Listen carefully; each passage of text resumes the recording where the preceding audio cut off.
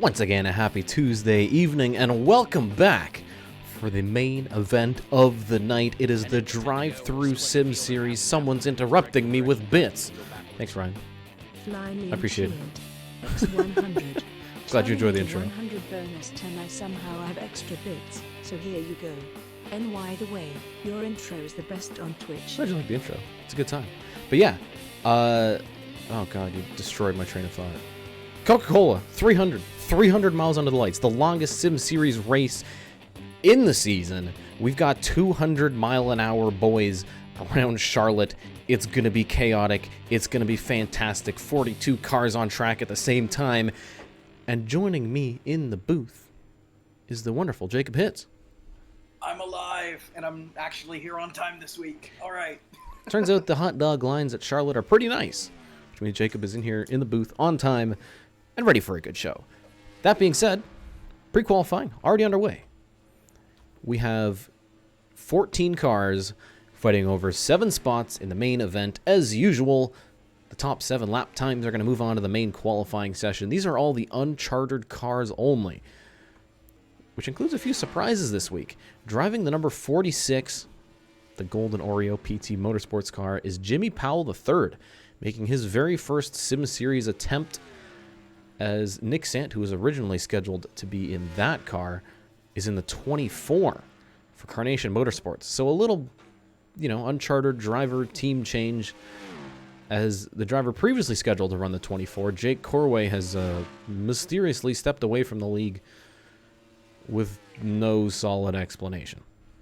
I was about ready to ask who was supposed to be in the 24. Then when she said who it was, oh, okay. That makes more sense. So 6 minutes left in the session.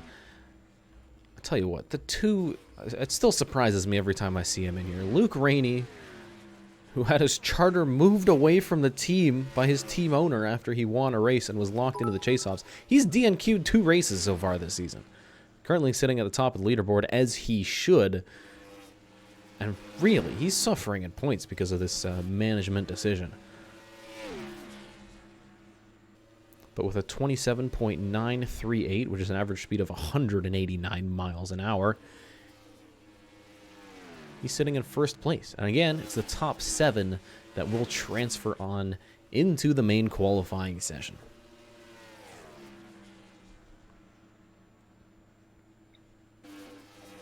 Currently, it's DualShock in the 34. He's sitting in second.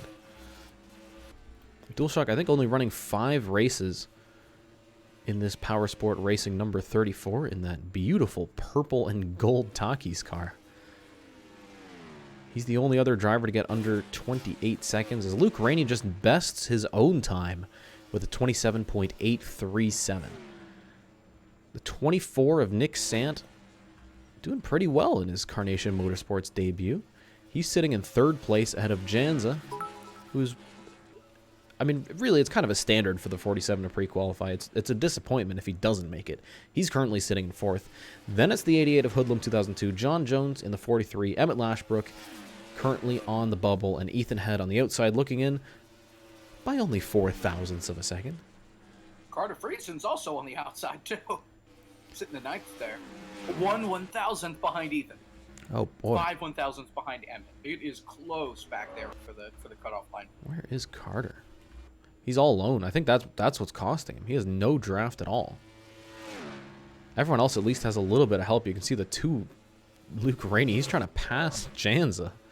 We know he's the fastest car on the track. Lap. Yeah, 27.803. He's almost 2/10 faster than second place DualShock. That 2 is absolutely flying here tonight.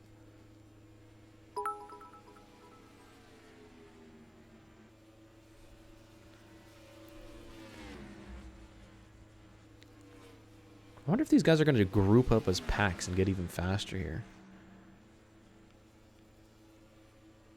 Or if tire wear is going to be a bigger factor and these guys are going to get slower as the session goes on. Currently at the... If that's the case, come on in a bit. Well, that's the idea here for Hoodlum. We got 3.5 minutes left in the session. The 88's going to throw some fresh tires on. He's currently sitting in 5th. But he's only done 9 laps. You've got... Jimmy's back here on 13th. He's done 13 laps. Nick Sant's done 12. hasn't had that many laps on his tires, and he's coming in already. I'm kind of surprised by that, especially since he's already in at this point. Well, I think they're thinking, 3 minutes left. Let's put some fresh ones on. You get a good number of laps in with those tires. Sure. And playing it pretty safe, I would say. Currently sitting in 5th, looking to make it into this event. John Jones now on the bubble. Emmett Lashbrook has moved up into 6th, and J.R. Preston Plays YT is on the outside looking in, as well as Ethan Head on the outside. Carter Friesen still down in 10th place. He's struggling a little bit here. Yeah. The game just crashed. Ruh-roh. I can't remember the last time I've seen that. I was wondering why the feed went dead there. Okay. Oh. Wow. Well, what car did we end on? Who did we blame? When's the last time the game has crashed? Okay. The session's red flagged. Fatal 9 error. So we have 2 minutes and 28 seconds. I think we're just going to take the order as it stands, because it wouldn't make sense to, send these guys back down the order. Yeah. A red flag here is going to end the session prematurely. Do you have the order? I have the order. The order is set. Okay. I was just checking because I screen grabbed it just in case because it's still up on my timing. So you never know. The Sim series sometimes throws some curveballs at you. That's bad news bears there for Carter Friesen, stuck in 10th. Yeah, really nobody Jimmy, wanted to he's see. In 13th. VGO3 is nowhere close. He's a half second slower than Rainey's fastest time. Yikes. So we're going to get this order set. Luke Rainey, pretty standard for him to qualify in. DualShock, Nick Sant, Janza, Hoodlum, Emmett Lashbrook, and John Jones. Those are your pre-qualified drivers. So a surprise red flag on track here is going to move the action forward. We're just going to go straight to qualifying once we get these drivers up and in their rosters as they should be.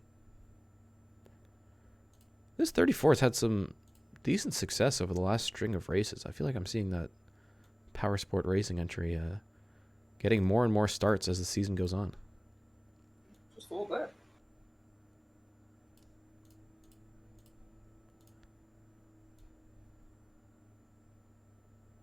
Is this Nick Sant's first start? That's a stat I don't know. I might have to ask the. That's a Nick Sant stat that he's gonna have to look up, and then put in Nick Sant facts in the server. Nick Sant himself says yes, it's his first start. So a team change working pretty well for him. He's looking pretty comfortable in that 24 car, sitting in 3rd place in that pre-qualifying session. Now, with the order set, we're going to run the main qualifying session with all 42 cars on track, and hopefully the game can handle it. I think we'll be fine. Can we get a screen share? Yeah, I know. I kind of... I wasn't sure if that went out the window with the whole Earth coming to an end there. So a quick delay here as we kind of reset some things now that the game has politely crashed on us. Bit of a weather delay, lightning in the area. The rain should miss the track. So now the question is, I think we lost GNL as well. We're gonna have to restart again. No, we gotta restart everything. That's the one thing with timing and scoring is that it can just not work when the game crashes. Yeah, I mean, generally crashes aren't, the greatest thing to deal with. Yeah. I'm surprised. We haven't had a crash in the Sim series, I think, ever before. Have you ever? No, I have never. It's college football after this race. Well done. Well, if so, they better not get their panties in a bunch. They'll be fine. It's a replay of UConn and UMass from last week. You're not going to miss anything important. Okay. Qualifying underway. Timing and scoring is up. I believe the ticker is up. Yes, it is. Sweet. So drivers heading out on track. The newly green flagged track after surprise red in the previous session. We got some early takers. AFK Master in the 02. Last week's All-Star Race winner, CodyHGaming in the 28. I think he's got a pretty good shot here. I mean, it was really a surprise. He got voted in from the fan vote into the All-Star, but in that last 10-lap run, he was just unstoppable. Yeah. He got out front, he stayed out front, and he took the victory.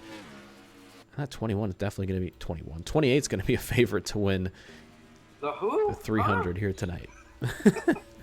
The Cody. That's who it is. Yeah. Michael Deitch in the 57, rocking a brand new paint scheme for this week. Picked up some Sweet Frog sponsorship and very colorful car. The bright green and the bright pink is certainly something that exists. I'm not sure why, but it does. Well, you know, I guess if you want to make an eyesore for the racetrack, you might as well just go balls to the wall with it. We'll spend some time looking at some nice paint schemes. How about that? Yeah. There's number 9 of Fireball. With that pink on purple sparkling ice car. Absolutely beautiful. Yeah. And this place is going to get pretty busy pretty quickly. Yeah, I'd just be worried about guys coming up on the back stretch that are slow, trying to get in the way of people that are fast. It could be ugly. Could get ugly pretty quickly. I feel like it's been a while since I've been worried about it, but I'm a little bit worried about some qualifying wrecks here. It looks like we're going to be okay, but once these guys get into packs, it can get very dicey. And by that I mean it can get 4 wide. Also, thank you, Fireball. I'm glad you enjoyed that paint scheme. If they're smart, they wouldn't go 4 wide, because if anything, it'll just slow them down. So... oh, choke through. That's a different kind of choke through that. Special paint scheme this week. NJC in the number 30 running that patriotic Haas car. Absolutely gorgeous. Like it. One of only 5 starts he's making in that 5th McShane Motorsports entry. So early standings here, just 3 minutes into the session. It's Pure at the top of the board in the 61. He set a 27.883. But he just got beat by KHP in the 8. KHP deep in this pack, too. He's almost pushing McSpookboy underneath Johnston. Oh, maybe that's why he's so fast. Savage Toy Show even faster, 27.811. I wouldn't be surprised if we see drivers getting into the 27.7s in this session. As I say that, there they go. Mark Silas, 27.742. Nick Sant in second, 27.786. Do I hear 27? Do I hear 27.6? Probably. Maybe. We'll probably see that before this is done. Boy, Nick Sant in the 24. Out of nowhere. He's kicking ass. Where Seriously. did he come from? Oh, there. Hello. Hello. And DNP as well. They're both in the 27.7s. So Hello I'm You to the top of the board. DNP up in a second. Moves Mark Silas down to third. Then it's Savage Toy Show, Nick Sant, Pure, Priya McShane. And then these guys are going 3-1. Trace is in the top 10. Never mind. As soon as I said that, Hunter kicked him out. Richard Herman also with a good lap. He's up into 6th place. He jumps up there. Front roadie Cody. Although he's fallen down the order since. You love to see it. Yeah. Front roadie Cody is now 40th. So 40th? Oh my goodness. 40th. He's back there with Xander and Rolo. Oh, you don't want to be back down there with Rolo. Boy, that double zero's had a terrible season. My God. One of the unluckiest cars in the Sim Series that's actually hit the track. Maybe it's just the 0 thing, you know? Well, Julio's the 0-4, the 0-0, I don't know. The 0-7, that didn't make a start. Well, yeah. Maybe if it starts at a 0, maybe you're in trouble then. Because like Savage won the Daytona race. Ben Pye was second. They both have 0s in their number. They've been fine. Emmett Lashbrook, I think, is the only exception. He's been He's been decent so far this year. Xander M. 0-1. Yeah. He's been at the front. He's been fighting for wins. Yeah, that's true. He still hasn't taken career win number 3, but I feel like it's definitely something that could happen here as we're approaching the second half of the season. Today. Well, I don't know about that. It's a long race 28th? here. 300 miles. Well, maybe if he pulls an Austin Dillon and coasts his way to the finish line. But 4 minutes left in the qualifying session. Hello, I'm you, still at the top of the board with a 27.730. Then it's DNP10, Mark Silas, Savage Toy Show, and Nick Sant. In his very first start, is currently sitting in 5th place. that's incredible. I tell you what, I made sure these ratings were fair. He's running the rookie level ratings. He's just absolutely killing it out there. It's a fantastic couple of sessions for that 24 car. I mean, he's a race winner in the amateur league, albeit at a road course. Here he is finally on the big screen, at the big ovals, proving that he deserves this spot.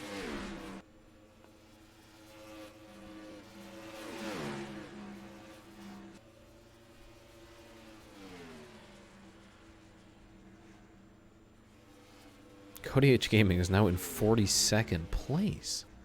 Dead last. First to worst, literally. You got to be sticking some new tires on that. He's still on track.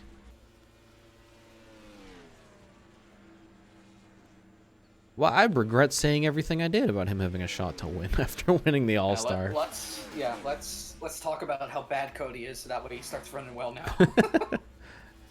That's a terrible performance. Yeah. Starting to see some teammates here working together. The 2 of Xander M and the 0-2 up to AFK Master, as well as the 7 and the 77. Sim Tandems? Series bus, CodyHGaming. Well, I'll tell you what. Both of his teammates are top 5 in points right now. Hunter B has won a race. Event. Chase the Coyote is first in the point standings. Cody, meanwhile, Chase the further Coyote down. has led in like 4 races this year and should have won 2 of them. I cannot believe he doesn't have a win so far this season. He's come so close so many times. I mean, even like back at Daytona, Yeah. he had a strong car. He was It's one of those just cars at the all front. year. All year long, he's had a CTMP good car. led until, Hasn't I been think, able to 3 to go. Yeah. Yeah. Yeah, CTMP was rough. Did I call Luke Xander again? I've done that so much this weekend. I don't, like last week and You've this done week. that. Yeah. Stop that. Okay. Jake 24 up into the top 10. He's in the 9th with a 27.833. Then it's KHP and Crispy Fried Racer currently sitting in 11th. One of his better qualifying runs so far.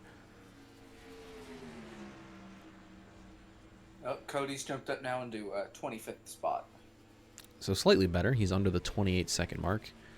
At the bottom of the field, Mechanized Chaos, 28.134.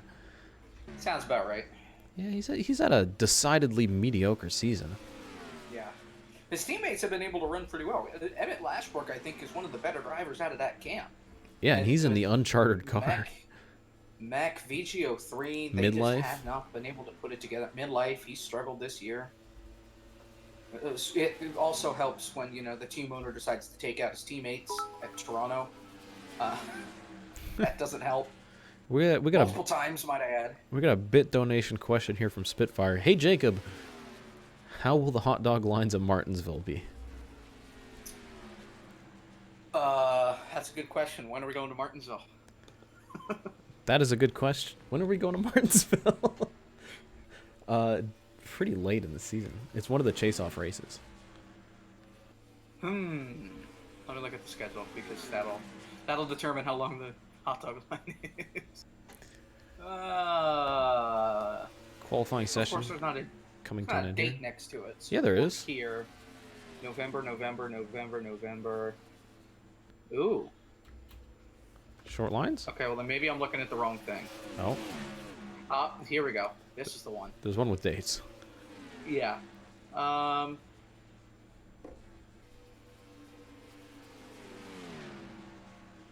looking at this, and that day is ringing a bell for some reason, but I don't know why.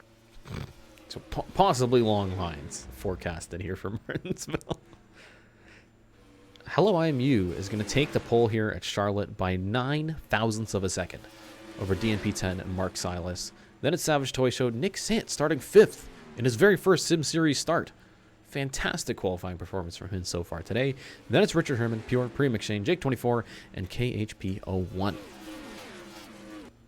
So we're going to do a quick export and a fake qualifying session. Drivers, to your car. And then we're going to give it a quick save. And we're going to take the next 5 or so minutes to set the order. A little break in the action between qualifying and the main event.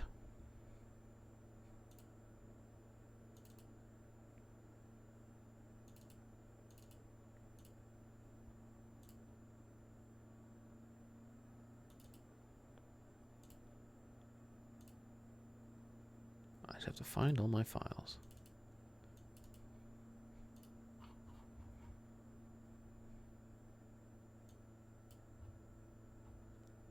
Okay, let's get this order set.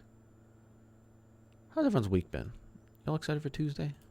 I'm excited for Tuesday. I tell you what, I got 2 unopened Amazon boxes next to me, and I am so excited to finish this stream and dig into them.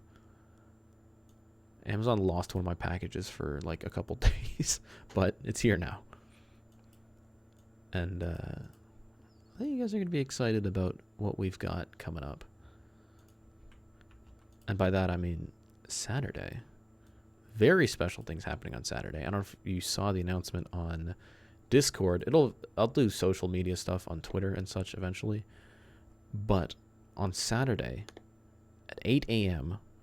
until Sunday at 8 a.m., Trace Ryder and I will be streaming. Oh, we got energy. Big dick energy. John Felber super chatted $2.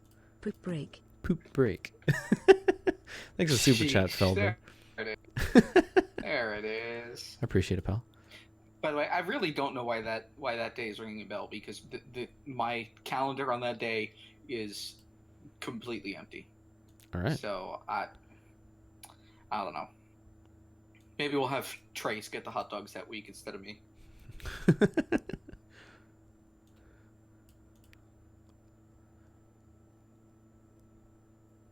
But as I was saying, Saturday, all day, 25 hours, Trace Ryder and I, between the 2 of our Twitch channels, big boy marathon stream, lots of goals we're raising money for children's hospitals in our area.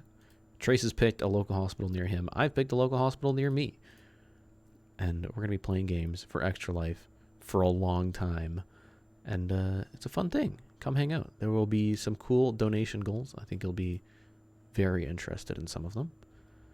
And we'll put a full game schedule out in the next couple of days. We're just getting a few things sorted out. And by that, I mean I figure out all my games and Trace hasn't figured out his. But don't tell him I said that. What chump? But we're gonna have a lot of games. We're gonna be rotating through a whole bunch of different things throughout the day and throughout the night. So even if you pop in for like half an hour, just anyone, it's a good time. I think you'll enjoy it. I'm gonna be trying some new things. I'm gonna be trying some old things. We'll be mixing it up. And if you're wondering why there is no paint stream scheduled this week, that's why. Oh boy. We're going to be painting a car specifically for the stream. I hope. Yeah, of course. All right, still setting the order here. So you get a little bit longer in your John Felber poop break. He's now sponsored this segment, by the way. 5 bits from There Nitro. it is. I guess Luis's Sim Series ride went Rodden.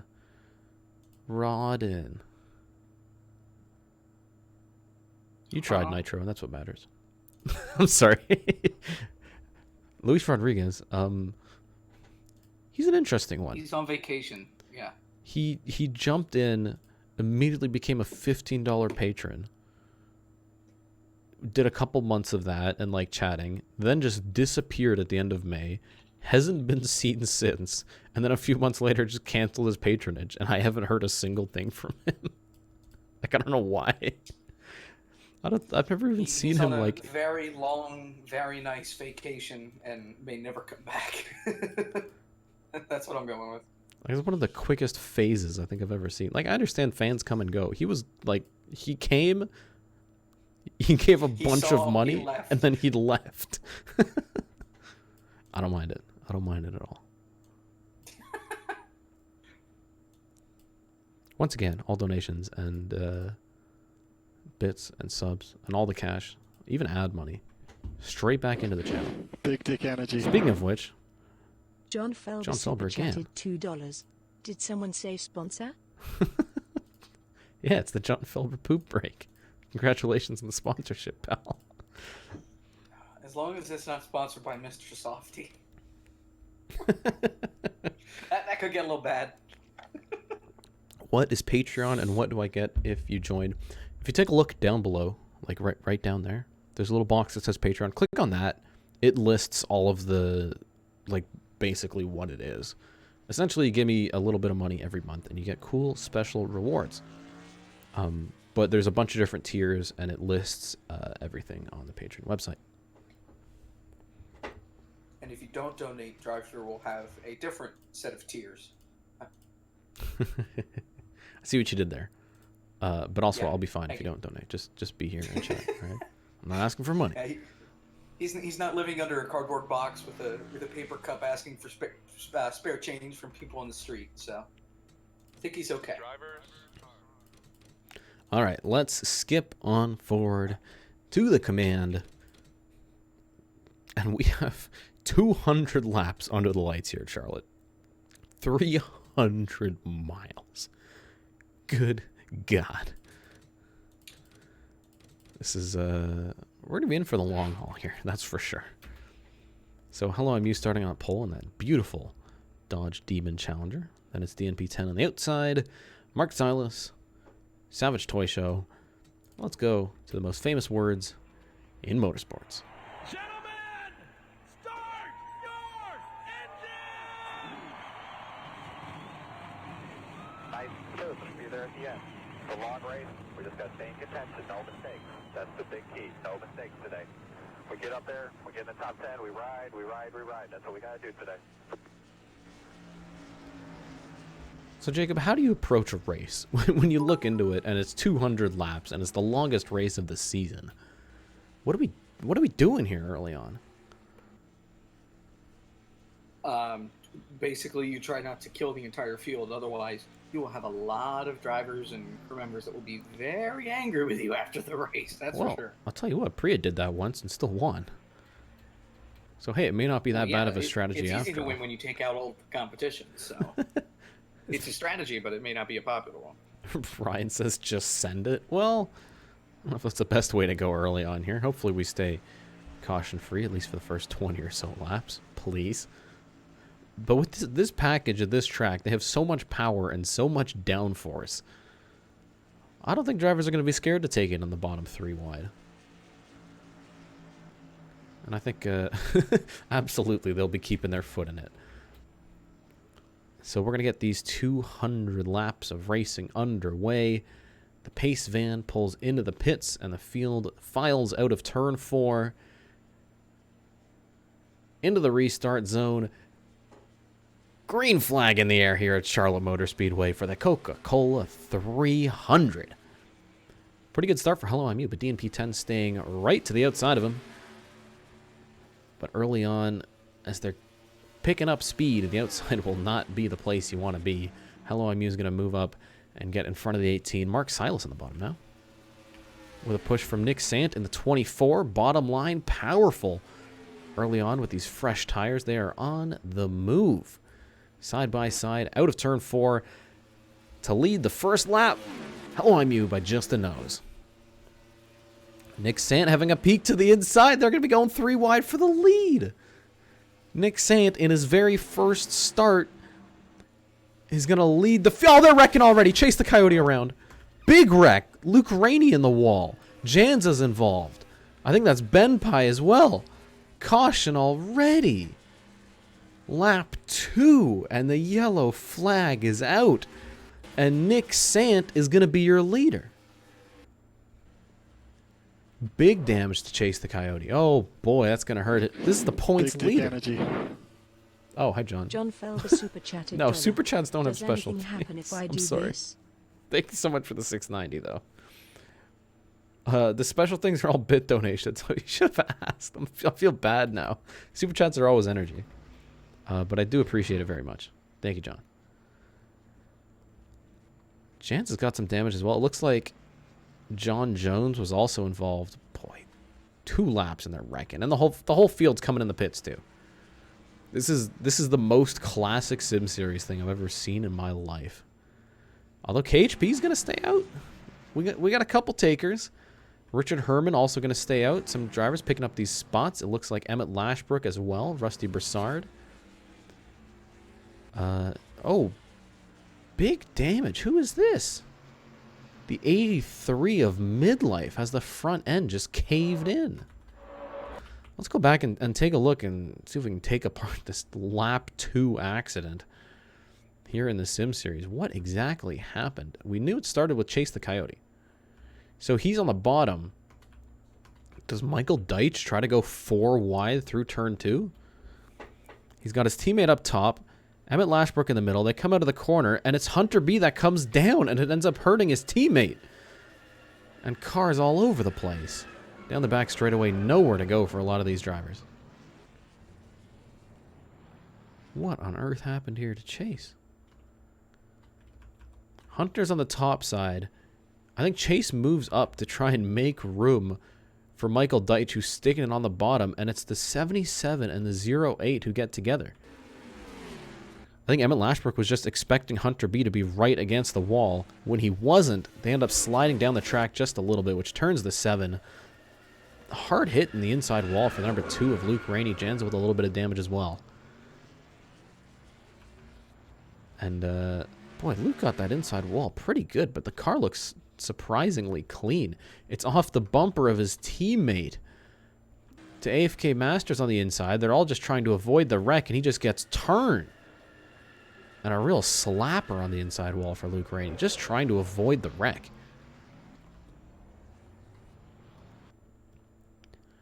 He finally qualifies into a race, and this is the result. Let's go on board here with Midlife and see where he got all of his front end damage.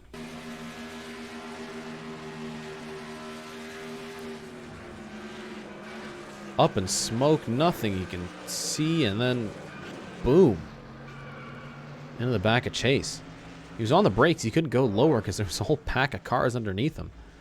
That's going to end up with pretty big damage. So, pit cycle complete.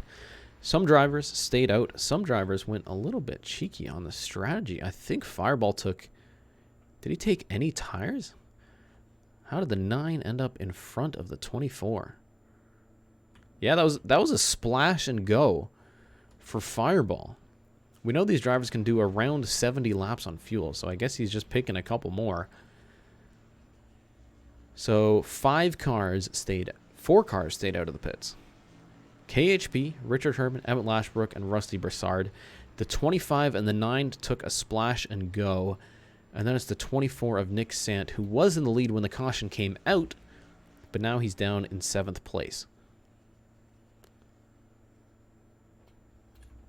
And the lights are out on the pace van. Are they? They're not. Now the lights are out on the pace van, which means we're going to be 1 to green, and hopefully we're going to stay green for a little while here. As there aren't any retirements, but I believe we might have some rear end panels retired from the 7 car. Yep. And possibly the 2 of Luke Rainey as well. NASCAR over 201 had a bit of damage. I think he got in the wall. But it's really Chase the Coyote that suffered the most. The points leader being taken out in a wreck on lap number 2 of the longest race of the season. Not what you want to see. Especially when he doesn't have a win. So he's got to win either a race or win the point standings of the regular season if he wants a spot in the chase-offs. I've had so many one-time winners here so far this season. 9 races, 9 different winners, which means 9 different drivers who are locked into the chase-offs already. And we only have a few more races in the regular season. I gotta get a schedule overlay. That would actually be quite useful. I should write that down. Because I keep talking about the schedule without going and taking a look at it. But essentially after this, Pocono, Nazareth, Watkins Glen, Darlington. That's all we got left in the regular season. So KHP, staying out after only 2 laps under green, is going to take the green flag once again for lap number 7 of 200 in the Coca-Cola 300. And immediately, Richard Herman in the 53 wants that first spot. You get a little bonus 5 points if you lead a lap. And Richard Herman says, yes, I will absolutely take it through turn 1 and 2 to the front. As the rest of the pack files down the back straightaway. Should be getting pretty quick here as Herman sends it in, but moves up. KHP's on the crossover. Here comes the 8 to the bottom. And at the line... Boy, I can't tell you who led that lap. I think it was KHP. But that was close. Pulling a beautiful crossover through turns 3 and 4. These drivers showing that, especially with fresh tires, there's a lot of passing to be done. As now Herman's under attack. Here comes a 55 of Rusty Broussard to the bottom. And the gap at the line was 1/1000th of a second last time around. And yes, it was KHB who led it. As these drivers are starting to stack up, there's this battle for a second. And it's going to not only let KHP pull away, but start stacking this pack up. Because once you got guys going too wide, they're decidedly slower than drivers single file. As we see... pole sitter, number 85 of Hello IMU. He's gone from 9th to 3rd in the past couple of laps. Now he's got a nice little push from Mark Silas on the inside of Pure. 85 looking to get back at the front after losing the lead pretty early on in this race. Also, hi Creative. Welcome to the show. You're a dork, nerd. The 83 of Midlife is back on track. Bit of a face job here on the 83. He doesn't have a front end. The 7 doesn't have a rear end. But with this draft, they're kind of staying in touch with the pack. And if we get any more big wrecks and DNFs, they're certain to pick up at least some spots on the track.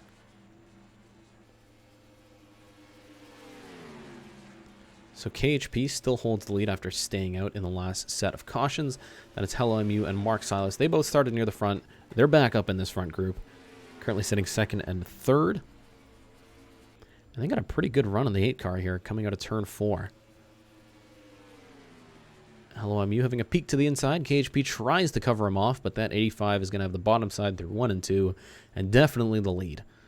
KHP starting to struggle a little bit. He's got slightly older tires, and he's going to lose another spot to his teammate, Mark Silas, in the 22. 1 Dodge and then 5 Chevys at the front of this group. Then it's the 08 of Emmett Lashbrook. As we're talking about in qualifying, one of the better mechanized racing cars, despite not having a charter. M. Lashbrook has consistently been up at the front if he's made it into the race. And here he is again, possibly looking into the top 5. As the pack is now a little bit more sorted, we're starting to see less 3 wide, which is generally a good thing.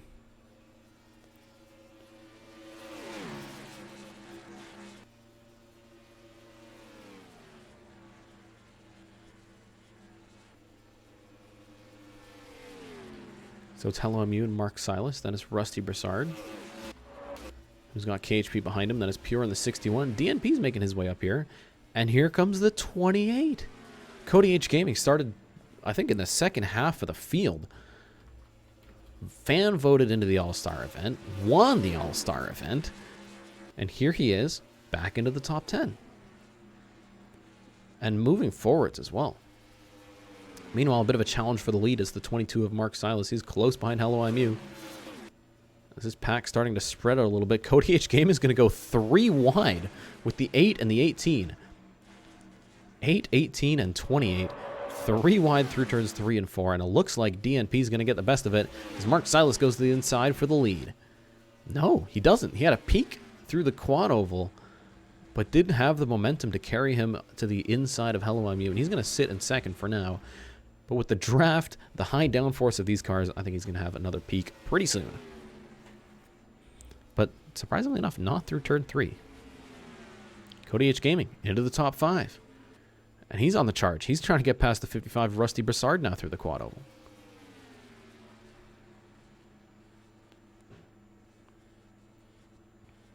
Can't get a look at the inside of the 55 for now. We're seeing a lot of passing early on in this run.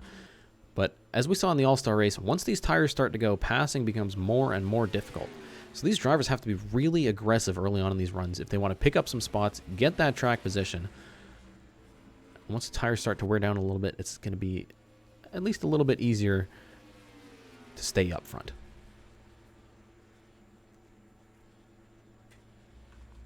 '61 of Pure looking right on that corner of Mark Silas. This is the battle for second. Then CodyHGaming has just taken over fourth from Rusty Broussard, who's now under attack from KHP01 in the 8. And DS Gaming's also made his way to the front. So is McSpookboy and Savage Toy Show side by side for second place between Pure and Mark Silas.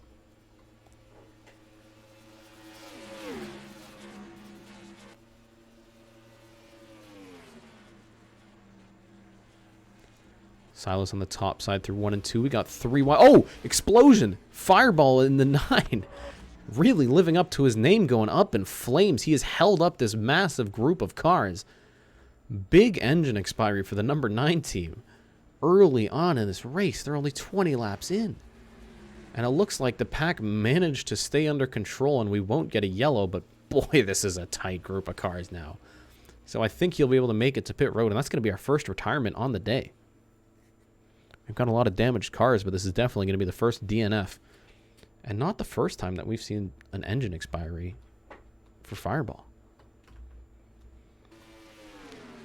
So that's going to create a pretty big gap here between DNP10 to AFK Master and then Michael Deitch in the 57. So they're, I think, almost 3 seconds back. 14th and onwards.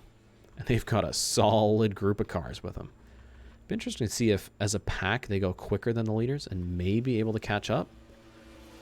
They're certainly doing a lot of battling up here. Boy, Asteroid Strike went 3 wide and ended up clearing these guys by the time they got through 3 and 4, but McSpookboy is going to try a crossover. We're seeing a lot of these crossovers through turns 3 and 4. It's really promising. Fantastic action here on track. At the front, meanwhile, Pure has gotten clear of Mark Silas. Mark Silas has also dropped back behind CodyHGaming. They're both catching Hello MU at the front. So Hello MU under siege here from the 61 and the 28, both very fast cars. Then it's DEI sitting in 4th and 5th with the 22 and the 8, and I don't think Mark Silas is done yet. He's going to have a look to the inside of CodyHGaming, although he doesn't have the momentum to make a move. We know he's hungry.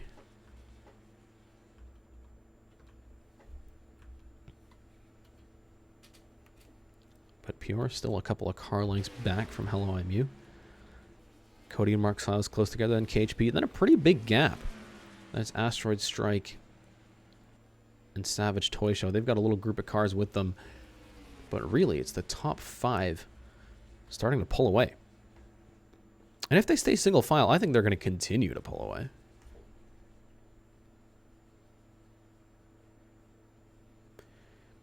But Pure now catching up to Hello even more. Half a car length back as they come into turn 3, but he runs a little bit wide. He's about a lane higher than I think he wants to be, and is going to lose out just a bit to Hello in the number 85.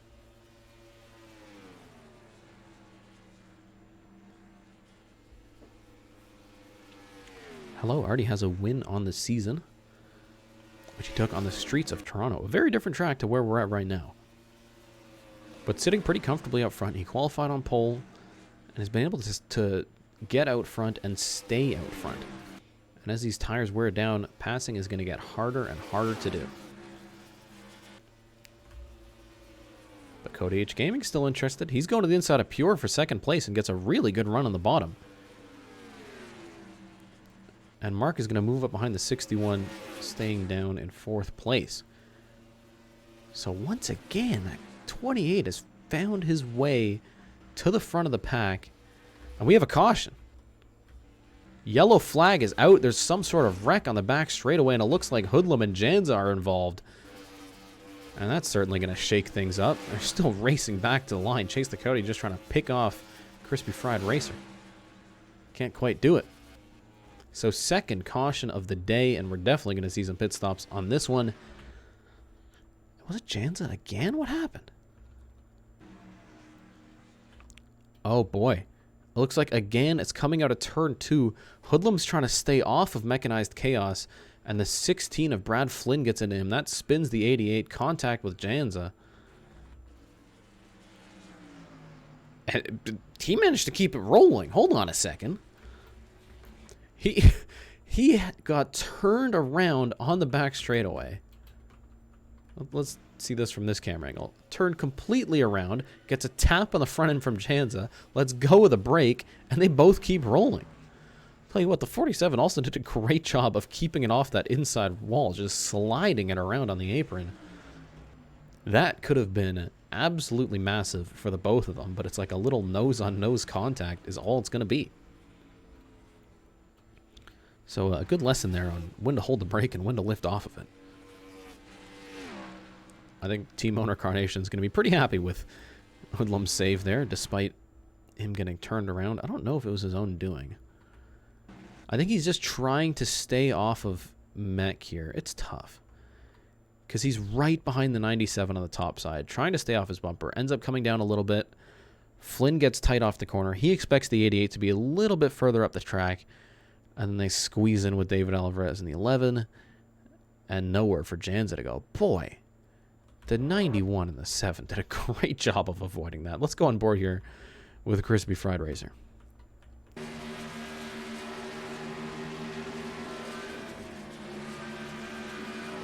Ooh, just shoots the gap on the top side. That could have gone either way, I think, for Crispy, but luckily manages to get through the carnage. And this whole field is going to be bunched up again for another restart and hopefully some fresh tires. I think we're going to see a lot of passing action. So unsurprisingly, after 20 or so laps, everybody's going to come in the pits, and it looks like 4 tires and fuel. Cody wins the race off of pit road. I'm too busy fast-forwarding through things, but CodyHGaming, because of his bad qualifying effort, he has a really early pit box, which to his advantage, everyone else with a pit box around him, they're far back in the field. So they're going to stick 4 tires on this car, and before the driver in front of him, which is the 3 of NASCAR Lover, before he even gets a chance to pull in, Cody's already pulling out of the pits. So bad qualifying may be proving a little bit advantageous, as the 28 is going to beat the 85. Oh, where's the timing line, though? Hold on. Are they going to run it? I think it's by the yellow line at the end of the pits there. So I think Cody will take the lead. Unless... Yeah. So there's a good pass. And fittingly enough, on lap 28, it's going to be the number 28 who takes first place away from Hello IMU with fresh tires. Great pit stop from that Drive-Thru Racing Ventures team.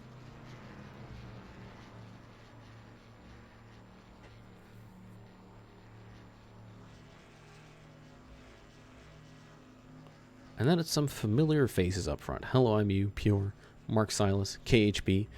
Then it's Asteroid Strike 9, Savage Toy Show, McSpookboy has made his way up a little bit, and Nick Sant in his very first start, currently sitting in 9th place, ahead of to AFK Master, who is rounding out the top 10.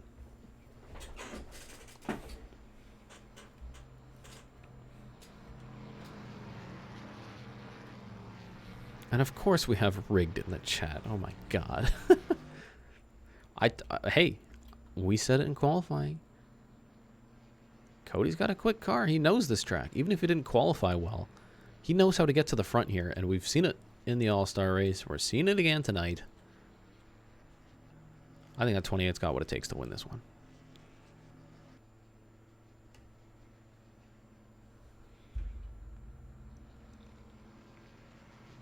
So confirmation from the 9 team of Fireball. It was a camshaft failure that kicked off that plume of smoke. And the only retirement so far in this race, that number 9 car.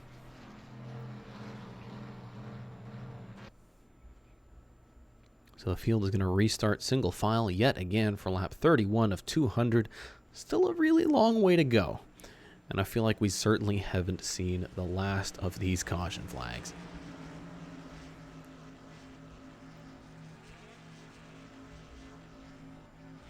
Spitfire, you're sitting behind a car that doesn't have a front end. I just want you to know that. I'm sorry. Fuel window is around 70 laps. So they should be able to get to around the high 90s before they have to pit for gas. CodyHGaming in the lead through the pit cycle. Green flag out again. And we are racing here at Charlotte.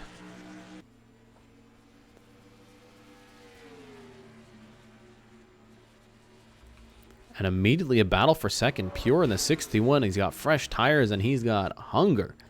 He's going to the inside of Hello I'm You. Down the back straightaway, trying to side draft the 85 a little bit coming into turn 3. He's going to clear Hello for now and maybe have a shot at CodyHGaming, your leader here.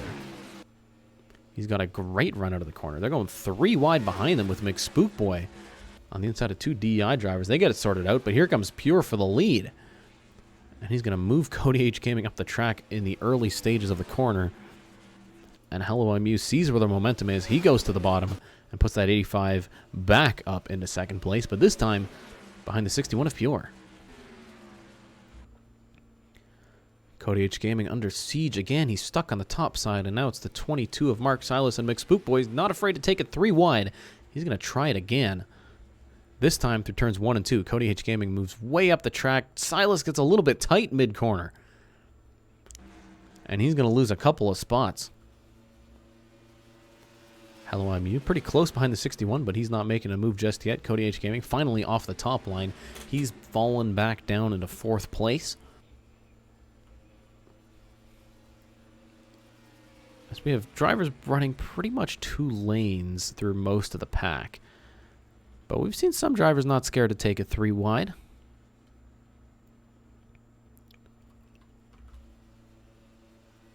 Pure still leads, but he's got 2 no-quarter motorsport cars behind him.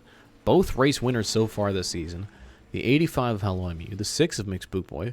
2 of the winningest drivers here in Sim Series history. But McSpookboy, he's not worried about team orders. He's hungry. He wants that second place. He's going right down to the white line through turns 1 and 2, trying to get past Hello I'm You down the back straightaway.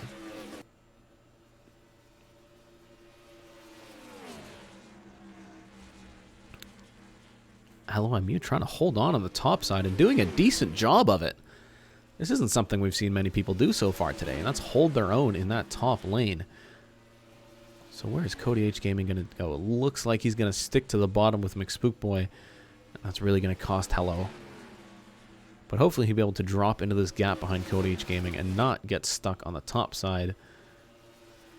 But it depends how quickly Mark Silas can close up here. He might be able to fill in that gap before Hello I'm You can take it over. As they're going 3 wide behind them with Michael Deitch, AFK Master, and KHP01. And Hello I'm You, by fighting so hard on the top lane, he's going to get stuck there because here comes the 22 and the 24, and then a whole pack of cars behind him.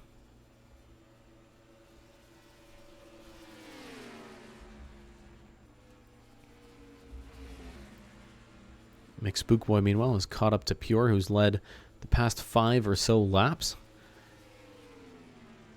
He's got a really good car on this set of tires. Absolutely just flying past these guys. Here he goes to the bottom through turns 1 and 2.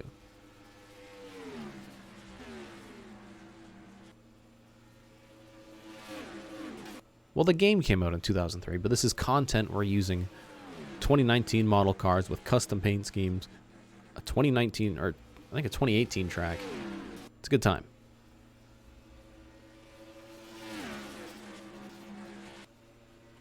'61 of Pure to the inside. For the lead, side by side through turns 1 and 2. Then it's the 22 of Mark Silas. He's moving to the top side to maybe push McSpookboy, and then goes to the bottom. So by holding McSpookboy up top, he might be able to grab this second place. Out of turn 4 they come, onto the quad oval. Michael Deitch is at the front for the first time. He's looking to get into the top 5. Very distinguishable, that bright green Sweet Frog number 57. This is the best he's been all day.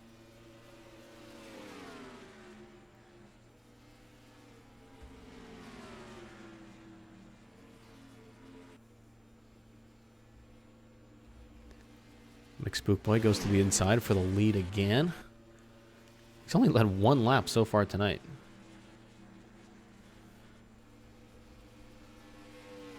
But he might be able to clear McSpookboy. Yes, he does out of turn 2. Look at this pack of cars here. Boy, they're staying close together this time. No engine explosions to break this group up.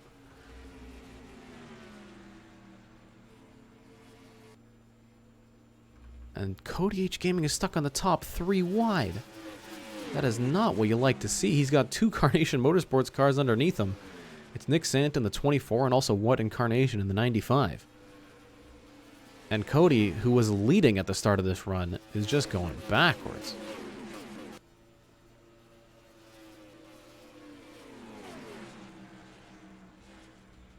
And now it's Priya who's stuck on top, going 3 wide coming out of turn 4. Oh, got really close to the 0-1 of Xander M. Luckily, no carnage to be reported here. Back to the front now, where it's McSpookboy, Pure, and Michael Deitch. Looks like they're staying a little bit more cooperation from second and third here.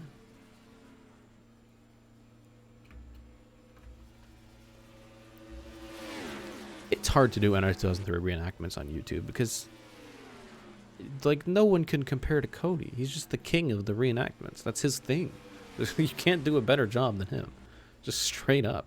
I don't think it's possible. Michael Deitch peeks to the inside. So does Pure. They're going to stay single file for now, right on each other's bumpers.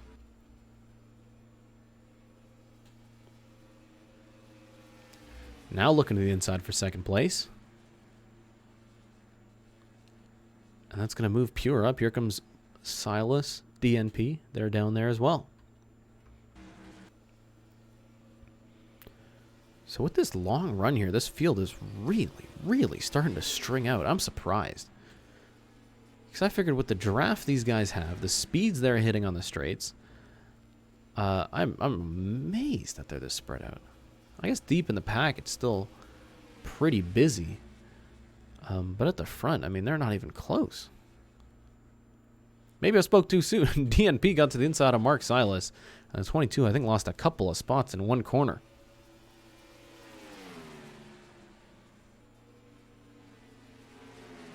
DS Gaming also looking to become a part of this battle at the front. DNP and Pure, they're going side by side for third place. Just going to open the door for DS Gaming and Mark Silas to go side by side behind them. Then the 55 and the 85. In fact, Mark Silas is going to go all the way up the track because here comes Rusty Broussard, making a couple of passes and a couple of corners. That Dr. Pepper number 55 up and into the top 10.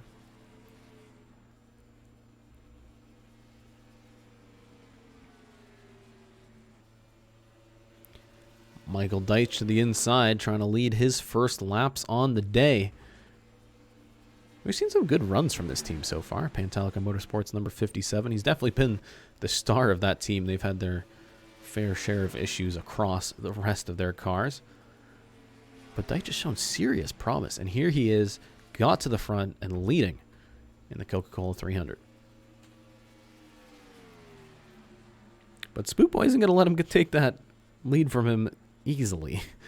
Here goes the 6 to the bottom through 1 and 2. And going to clear him coming out of turn 2. DNP going to look to capitalize here. Maybe get his way up into second place. So 1 lap led for Michael Deitch. And he's fallen back.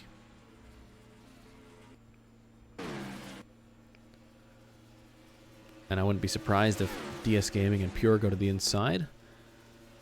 DS actually moves up. That's an interesting choice. I think he's going to lose out here to Pure. But hey, maybe it's by design. You can see these groups of cars starting to separate a little bit. Looks like the top 28 or so are still pretty close together. And then there's a big gap to the 43 of John Jones, 08, the 91, the 34, David Alvarez. These are clean cars, some of them. 7 definitely isn't. But it looks like they just lost touch with the main pack. And as a smaller group, they're running on their own. As is the 84 of Austin Ripp, the 47 and the 88, who've already gotten together. We know both of those cars have at least a little bit of front-end damage. And then it's midlife in the 83. Oh, boy. Yep, it's still driving. Somehow.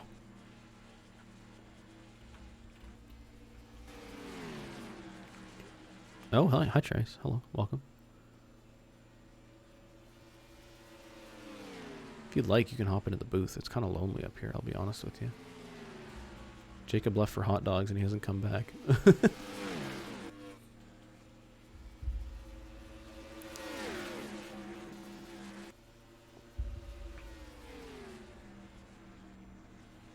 We might have a slow car here. I mean, midlife is...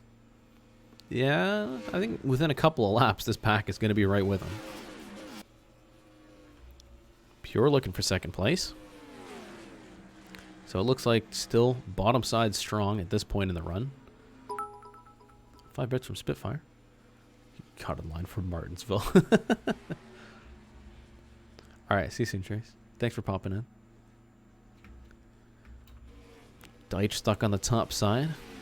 It's going to be Pure and Bassard on the inside.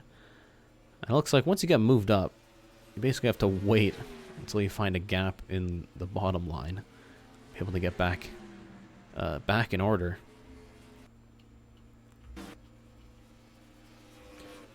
And there's the 83 without the front end. They're going to be closing in on him pretty soon here. Let's see if this... I just hope it causes the same amount of trouble to all the drivers. And we don't get some, you know, some cars slow down, some cars just breeze by. See, some of these drivers starting to move up to get ready to get around the 83. Rusty Broussard's peeking on the inside. He wants to go at him. But it looks like midlife will stay high and pretty much out of trouble. So good on him.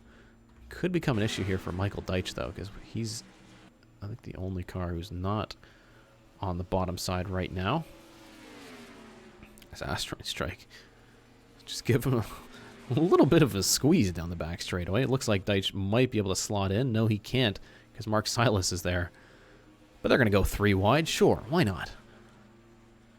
So midlife doing a good job. He's staying right out of the way.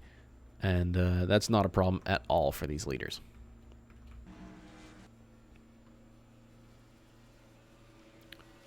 So 57 laps into this race, more than half of this event has been led by No Quarter Motorsport drivers. Hello I'm You has led 17 laps. McSpookboy has led 17 laps. Everybody else combined? Probably 20-some. I'm not that quick on my toes to start doing that math.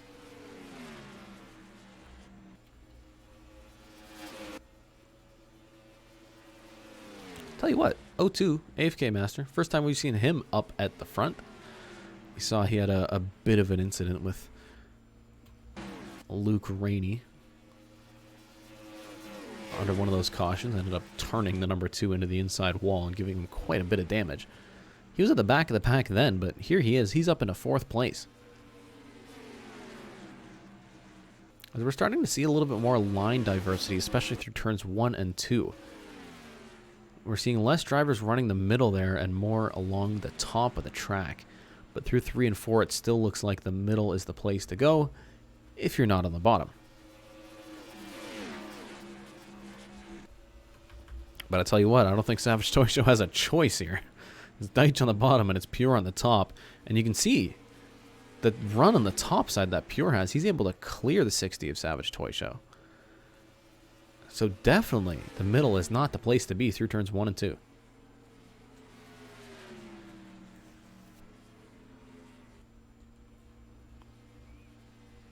Up at the front, McSpookboy still leading. He has been in the lead for a good handful of laps. But with this draft, unable to check out. DNP 10, close behind. Now AFK Master. He's been crawling his way up here. Now that O2 is up in a 3rd place. You know, we keep talking about the charter that was taken away from Luke Rainey. This is where the charter was given. Team owner Xander M is giving AFK Master a chance. He's had some fantastic results so far this season. And if he can pick up some points, get some of these good finishes, maybe that O2 can pick off a win before the end of the regular season.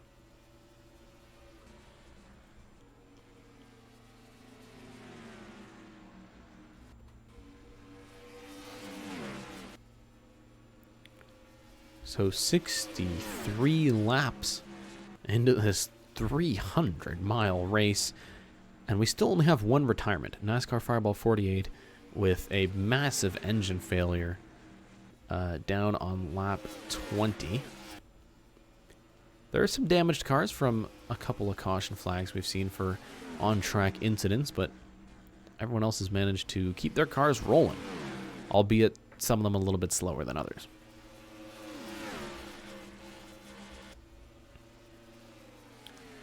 AFK Master having a bit of a peek here on DNP for 2nd place.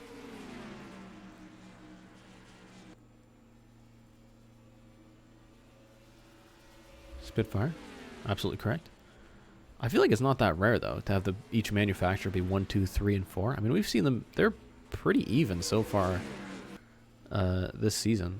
Like the Fords have been good, everyone's been good, really. We've seen Toyotas win, Dodges, Fords, Chevys. Everybody can get it done. There's a fun fact from Dracoan. The 9 cars finished last in both the DTSS and the SSA Hell race today. So both of the 9 cars DNF'd early, and they're going home last place.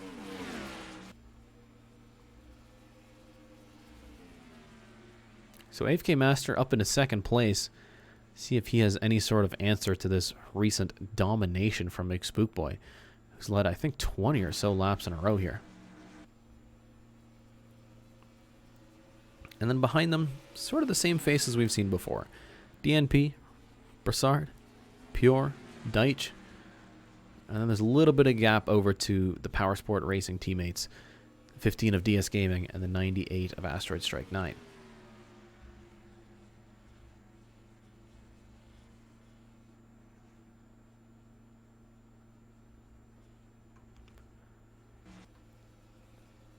Rusty and Pure, they each have a run here on DNP. It'll be interesting to see if the 55 goes to the bottom, and he does, and the 61 goes with him.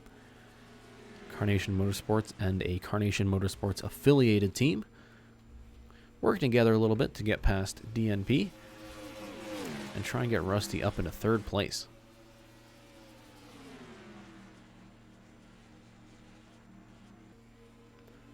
But now Pure goes way up the track, and here comes Michael Deitch trying to pick a couple spots off. As we've seen 3 wide behind them, Nick Sant gets sent way up the track. He had a great qualifying run, but right now he's sitting down in 18th place. But hey, we still got a long way to go. It's a 300-mile event. Bit of an endurance race, this, isn't it?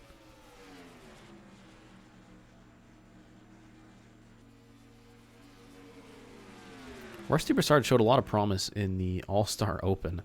He led all but 2 laps in the first couple stages. And those 2 laps were the stage-ending laps. So a quick car, choked a couple of times, but eventually he won the Open and made his way into the All-Star event. Didn't have a fantastic time there, but I think he proved that that car's got some speed in it. And that Rusty knows how to drive his way around this track. But he might lose out here to Michael Deitch.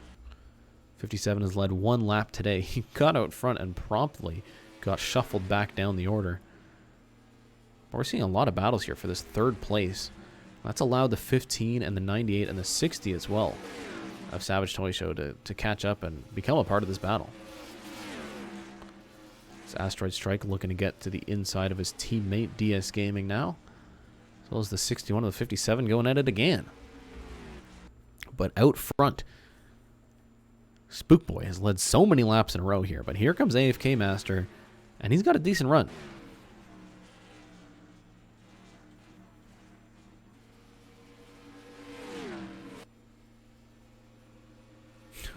TS. I mean, you can still you work together to get up here. I'll be alright.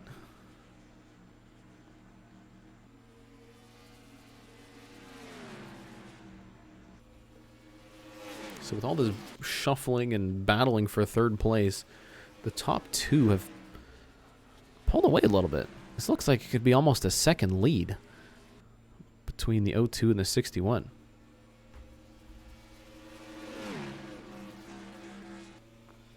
AFK Master just biding his time. There's no hurry to make a move. I mean, we still have, I think, over probably about 200 miles left in this race.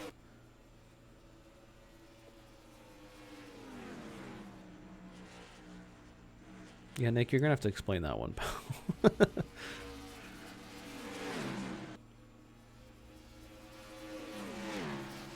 But Pure in the 61, he's gotten clear the 57, clear the rest of these guys. He's catching back up to the leaders. We're going to have a battle at the front still.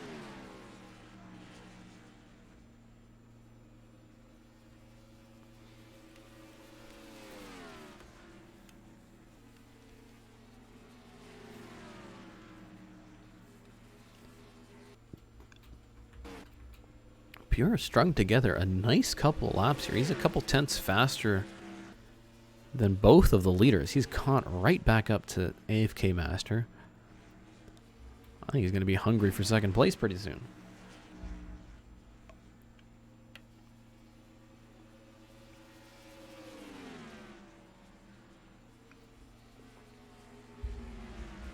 So as soon as I said the top two were pulling away from the rest of the pack, of course, third place just catches right back up to them. And here he goes to the inside in a pretty aggressive move from Pure. Looked like he was just turning left halfway through the quad oval.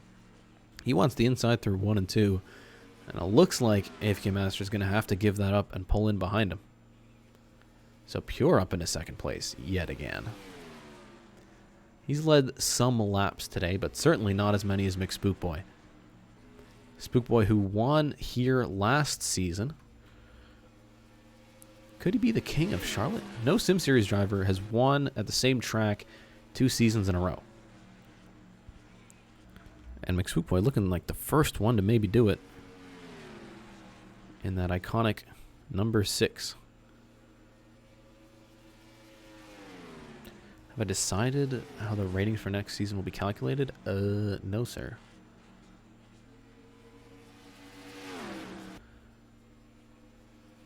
It'll probably be pretty similar to this. I mean, I've been happy with the ratings so far. The idea was you generally have chase-off drivers up front, but like regular full-time drivers still have a chance at winning. I mean, you can see, you know, AFK Master, Rusty Broussard, they're still up front. But it's the 6 and the 61 who are battling for the lead. Okay, well, I mean, it's iconic in that it's McSpookboy and a UPS number 6. Even though he's had 3 different number fonts across 2 seasons. Lap cars are still a ways away, and these cars aren't that slow. You've got Austin Ripp in the 84, Janza, and then Hoodlum. And they're going decently quick here. They're doing 29.9s. The leaders are doing 29.6s. It's only 3/10 of a lap or so. 3/10 of a second or so. Goodness. Boy, we were talking about Luke Rainey getting punted into the inside wall by his teammate. That, too, is up into the top 10. And not only that, he's caught up to the back of DNP. So Luke Rainey has put on a stellar drive this past lap. You can still see the damage on the rear end of the car. He slapped the inside with the right side of the car when he was just trying to avoid an incident. Picked up what I thought was a lot of damage, but here he is. He's doing fantastic. Fuel window is 70. They pitted around lap 30, which means we probably have 15 or more laps until pit stops, and we've got a battle for the lead. It's Pure on the bottom. AFK Master's going to go help him. And finally, after many, many laps out front, McSpookboy is going to drop back into second place, but not without a fight. He's going to hold on to the lead down the back straightaway, but through 3 and 4, the top side just doesn't work. Pure in the 61 to the lead yet again.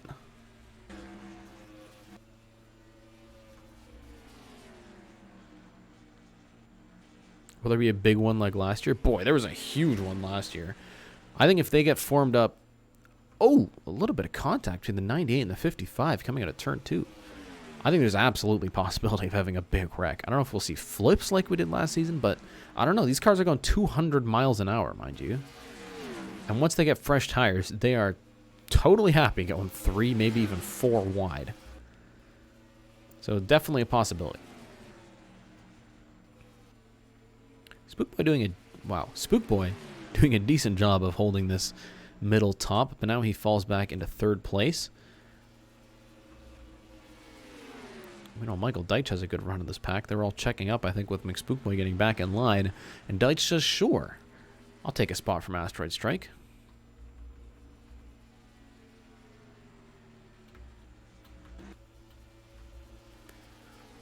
Spookboy dropped back down into 3rd, but he wants to get back up out front. Here he is looking at the inside of AFK Master through turns 1 and 2. But the O2 is going to get a pretty good run off the corner. And he's able to clear McSpookboy into turn 3. So late in the run, the top side through 1 and 2 starting to come together. Spookboy going to try the bottom again. See if AFK Master will be able to defend again. It looks like he's going to stay in front of the 6 for now.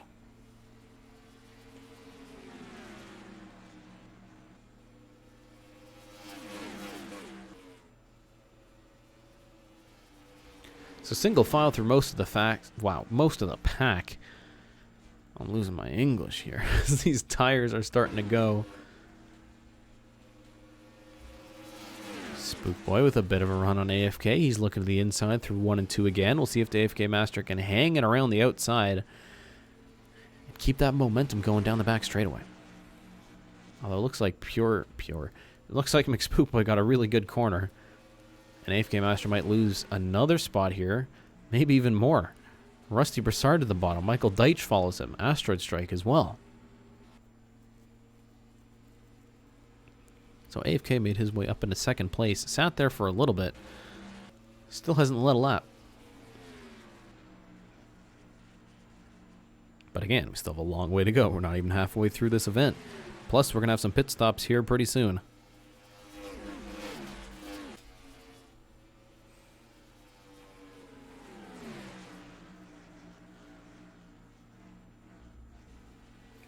Cody with a solid fact.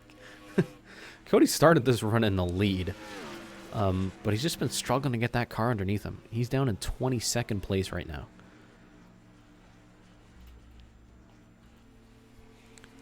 AFK Master trying to hold his own on the outside. He's been battling Rusty Broussard for a couple of laps now. I think Michael Deitch wants the bottom, but so does Asteroid Strike. Deitch is going to get it.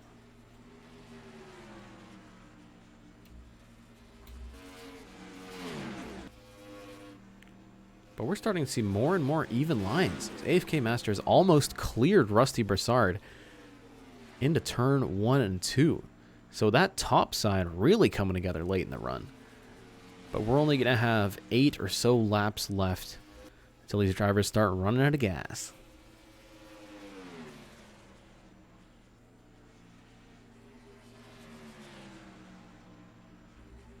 Oh, I see you, Cody.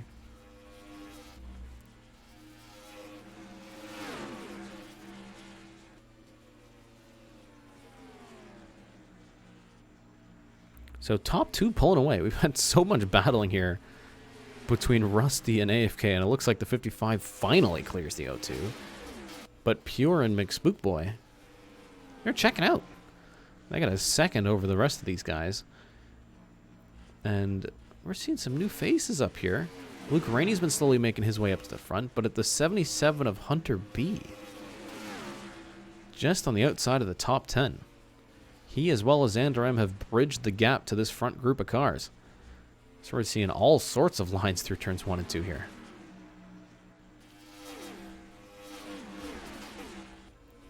So 2 caution flags early on, but nothing since then, which means we're going to see some lap traffic here pretty soon, and also some green flag pit stops pretty soon.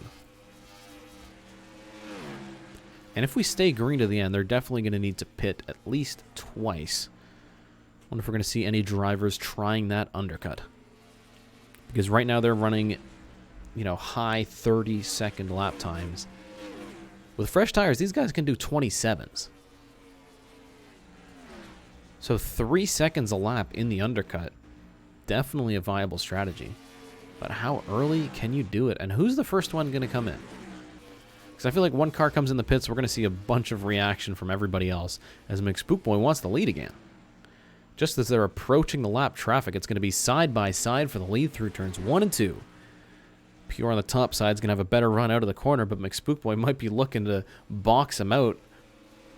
They have this lap traffic, the 88 of Hoodlum, already involved in an incident earlier today. He's got a little bit of damage.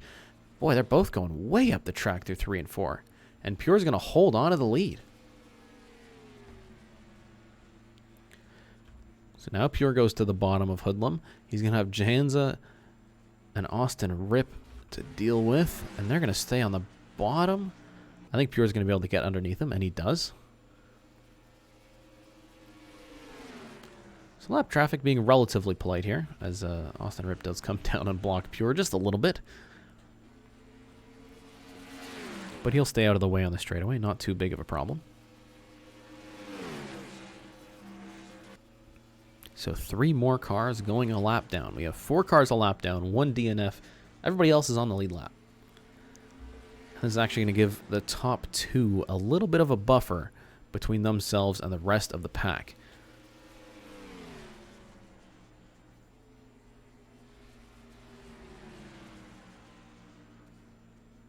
Spookboy's coming in. Here we go. Dice is coming in as well. They're going to have the lapped Hoodlum in there. Xander M.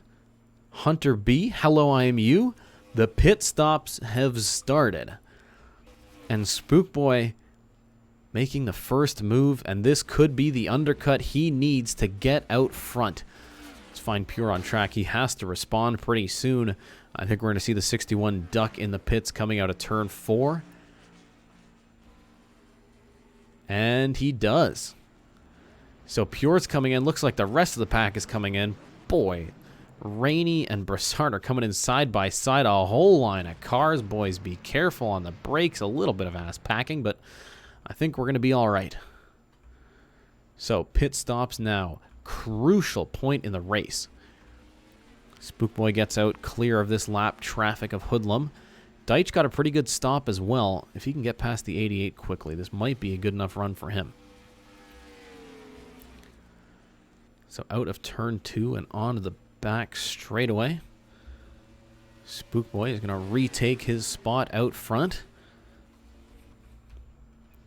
And the rest of the field looks like they're getting through their pit stops pretty cleanly. And here comes Pure. Pure with Rusty Brassard close behind. Is the undercut gonna work for the number 6? Here you can see McSpookboy coming out of turn 2, and he's got a huge lead. Spookboy and Michael Deitch way out front. Thank you, Felbert, John for more Felber energy. super chatted $2. A caution is gonna happen. Are you sure about that? Because we just completed a pit cycle with no yellows there, pal. I mean, maybe one will come out eventually. I don't know that for sure. Perfect undercut from McSpookboy. I mean, he came off the corner. He was behind Pure. No chance for the 61 to react. Got an extra lap with those fresh tires, and you can see the difference it makes. Xander M and Hunter B also picking up a ton of spots from this undercut. So Xander's in 5th. Hunter's up to 6th. Then it's McSpookboy. Luke Rainey, Jans is a lap car. KHP also picking up a handful of spots here. So a lot of drivers falling down the order. AFK Master went way down. We're going to have to wait a couple laps to let the order sort itself out. But now at the front, it's McSpookboy and Michael Deitch.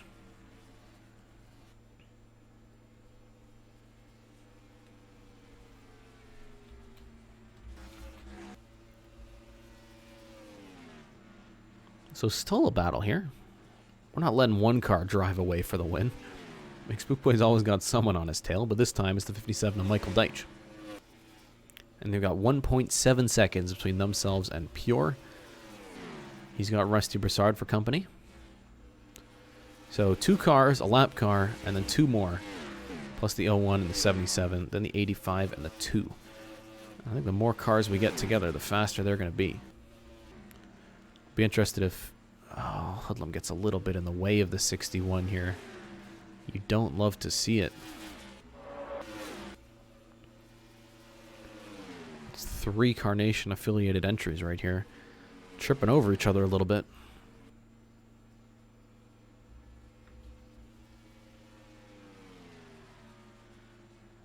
David. Oh no. I feel bad for you. Hey, I mean, you know, part of being a rookie. Away she goes. We got a slow car here. Troubles for the 20 of Ben Pie. What's going on here? I don't know if it's a mechanical or a tire issue, but this is definitely an unscheduled stop. Ben Pie's already pitted 3 times. So that could be it for him. And they're going to pull it in the pits, and they're jacking up the right side of the car. This could be a tire problem here. And yeah, it looks like a right side, maybe a slow leak or a puncture of sorts. Unscheduled pit stop for the 20. So he's going to fall at least 1 lap down. And we'll go back up the order and take a look at the battle for the lead. What happened to the 6? Oh, they got caught behind midlife. Pure's going to the inside for the lead. The 61 and the 55 have closed the gap to the leaders. And now we've got a 4-car fight at the top.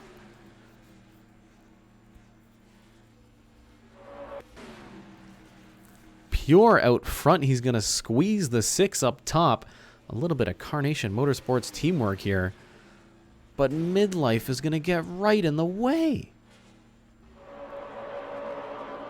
And he's going to get right in front of Broussard and allow Pure to pull away just a little bit.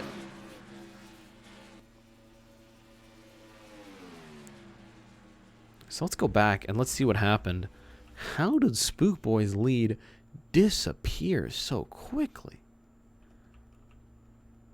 You know, I don't think it was the lap car. That was just purely speed. The 61 and the 55 were much closer together than Deitch and Spookboy. They were starting to battle a little bit, and they just got caught up. They got in the draft. They got right up behind them. Now, in the lead, first and second. Pure and Broussard. So starting to form at the front, Xander M. First time we've seen him in the top 5 all day. He's looking for 4th place here. Hunter B, meanwhile, going to have to deal with the 83 at some point. Hopefully gets out of the corner before he has to duck to the inside, and he does.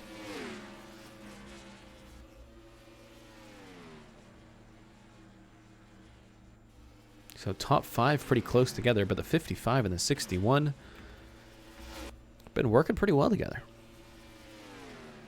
Be interested to see if Rusty Broussard wants to lead any laps, because right now Pure's led 27, Rusty has led 0.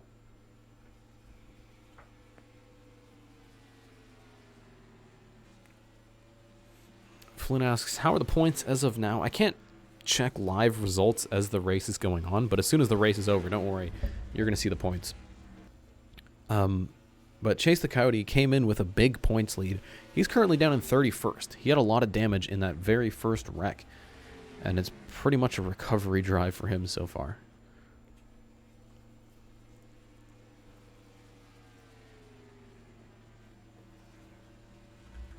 A little bit of a battle for 3rd. This could cost them. The 55 and the 61 are out front, and they're pretty tight to each other. Unless they start battling, it looks like these guys won't be able to keep up.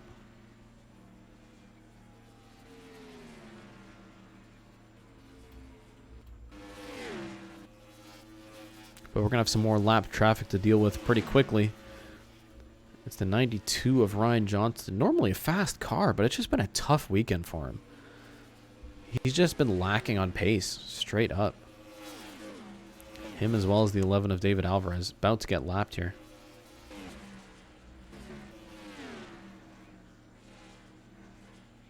Rusty Broussard has come very close. He's come so close to winning so many races, but he hasn't done it. He hasn't had a single victory in the Sim Series. And many consider him the greatest driver to have never won. It looked like he had it in the bag at Michigan last season. But then some lap traffic action off the bumper of Chase the Coyote cost him the win at the very end.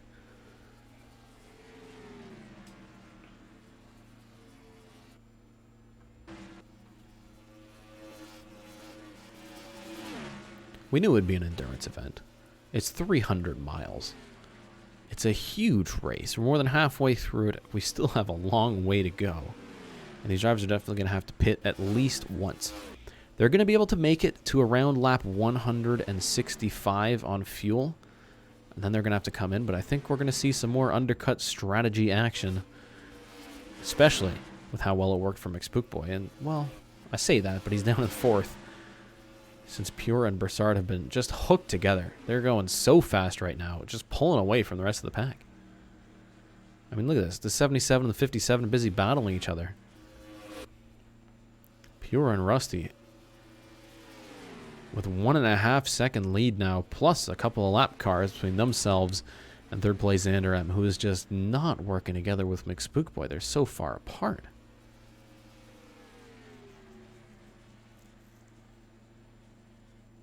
And no, Rusty didn't win last season.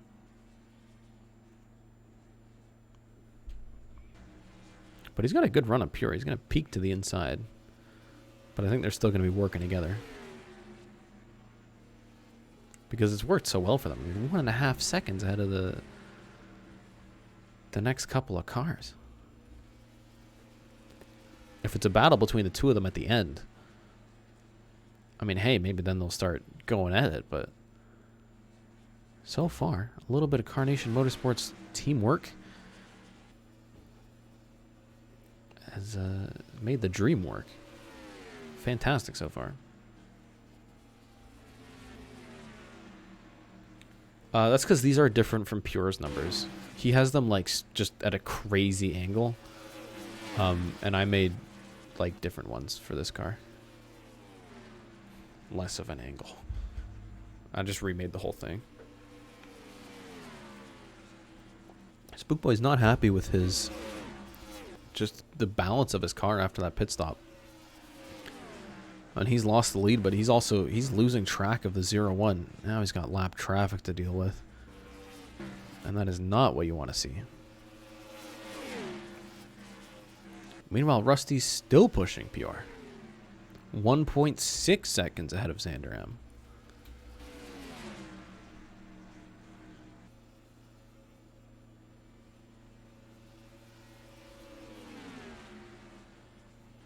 And just dealing with lap traffic really swiftly.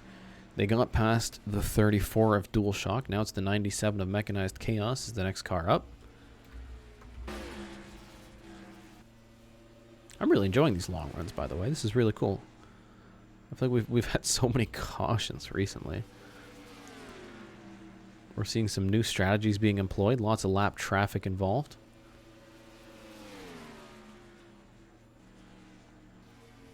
And this Pure Rusty connection is working out fantastically. But I won't be surprised if we see Rusty, you know, trying to get in the lead. He hasn't led a single lap, and he wants those 5 points. They're important to him because he hasn't won a race yet.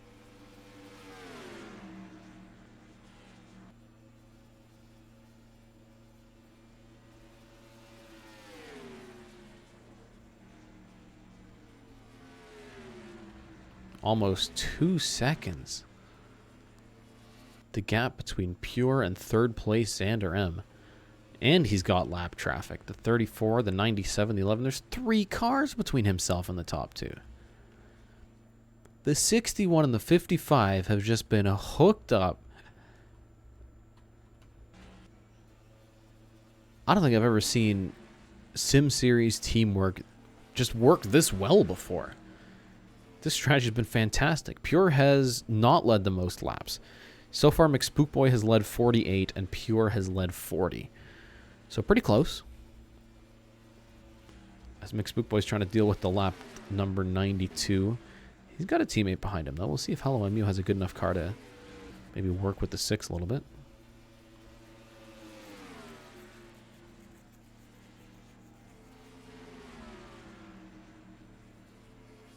Oh, Benpai had, they had to make an unscheduled pit stop for a tire issue on the right side. So he's pitted 4 times now. Everyone else has pitted 3 or 2.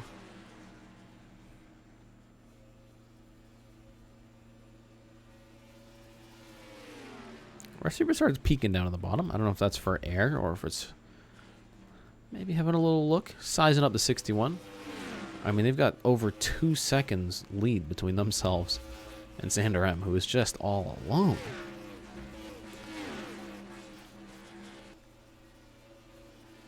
The best chance of anyone catching them is probably this pack right here if they can get formed up. Because these are some quick cars. Michael Deitch, Asteroid Strike, KHP. These are guys we've seen at the front. But the only problem is, you know, they're almost 5 seconds behind the 61 and the 55. Who are just locked together and now pulling mech along with them.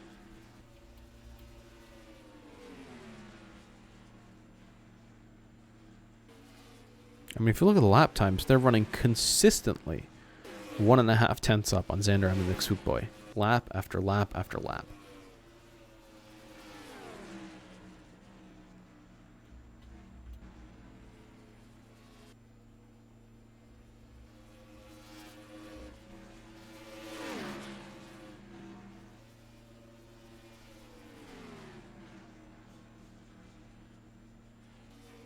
I stuck a tow rope on a Rusty's car.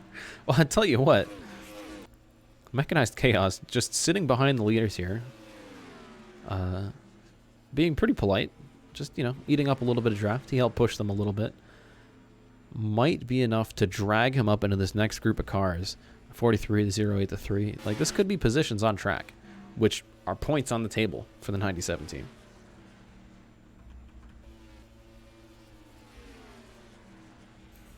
Meanwhile, things starting to form up a little bit as McSpookboy has dropped back to Hello IMU and Luke Rainey in this next group of cars. And I think they're going to pick up Xander M pretty soon and then maybe try and mount a charge on the leaders, who are still just in total cooperation with each other.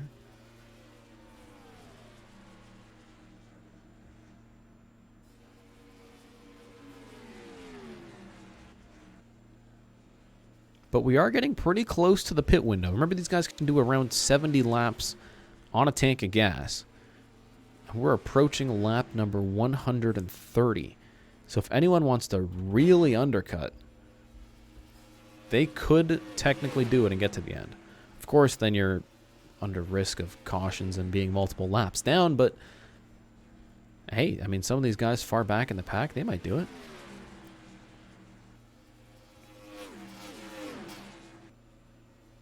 3.4 seconds, the gap between first and third now. Like, Pure and Rusty are just in a class of their own up here.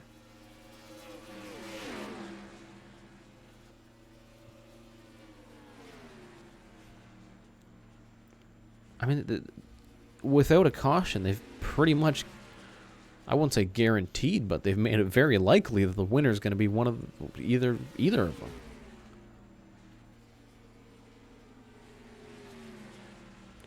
But Rusty goes to the bottom. Hey, they've got almost 4 seconds of lead. I think Rusty wants to get some points here. He wants to get that 55 out front. I know we still have a long way to go. But he's been pushing the 61 for so many laps. Rusty Broussard wants to be in control, at least for a little bit. So for the first time today, Rusty Broussard is going to maybe lead a lap. Pure's doing okay in the middle lane. But it looks like Rusty will lead this lap.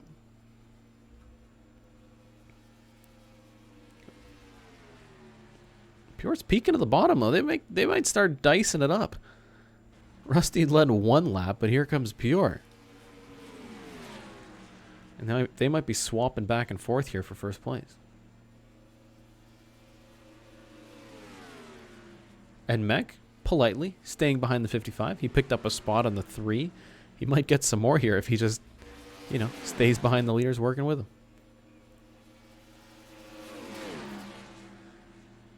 Oh, Mech. Well, I tell you what, you're doing a good job of running with the leaders. And picking up spots. 4.1 seconds to Xander M.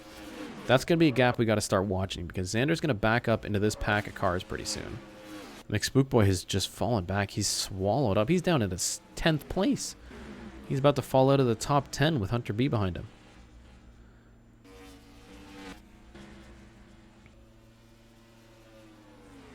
But the leaders now have some lap traffic, and these aren't cars that are damaged or particularly slow. Just guys who've been out of the draft for a long time. So these cars are still okay, and they're going to be able to work together with the leaders. Maybe to help them pull away from the pack still. 4.3 seconds between first and third.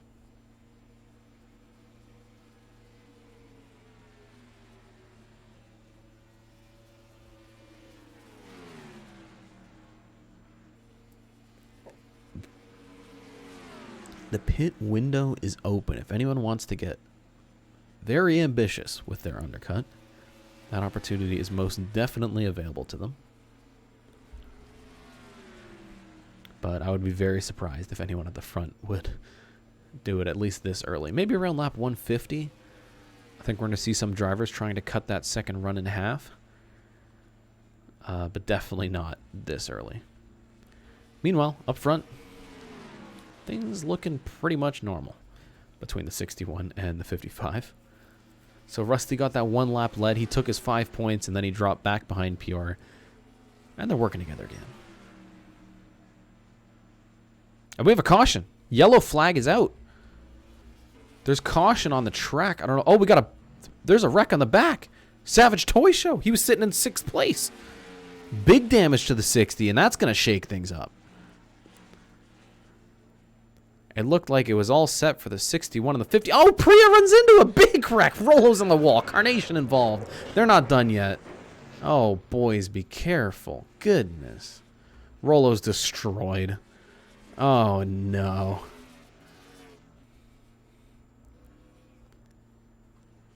Oh, boy. Well, time to unpack some things. Let's go back and figure out what the Christ happened this time. We know it was something involving Savage Toy Show. He's got a ton of front-end damage. It was Savage and Asteroid Strike. This second group of cars coming out of turn 2, Asteroid just gets tight. They turn them both into the inside wall. Big damage for Savage. Asteroid Strike managed to get away pretty much unscathed. But Savage Toy Show absolutely smacked the inside wall. And then, as he's coming back up the track, Priya tries going under him, then realizes he's going to be there, runs into him, and Rolo just fires it in.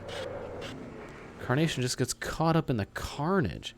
The 88's got big damage as well. Oh my goodness. And that's going to be the end of the day for the 60. Definitely the 00 as well. And we're going to have some pit stops. Now there's some lappers mixed up in this as well. This is going to be a very interesting restart. If they pit now, take 4 tires, they're going to be able to make it to the end. But they might have some more caution flags to deal with. And did the 55 just miss his box? What happened here? He took fuel only. Rusty Broussard took fuel only.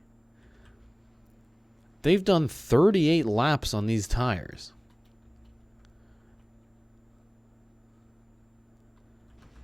They've done 38 laps on these tires, and the 55 is going for fuel only. And he goes from 4th to 1st. Pantallica, I knew that line was coming. Everybody else took 4 tires. Everybody else.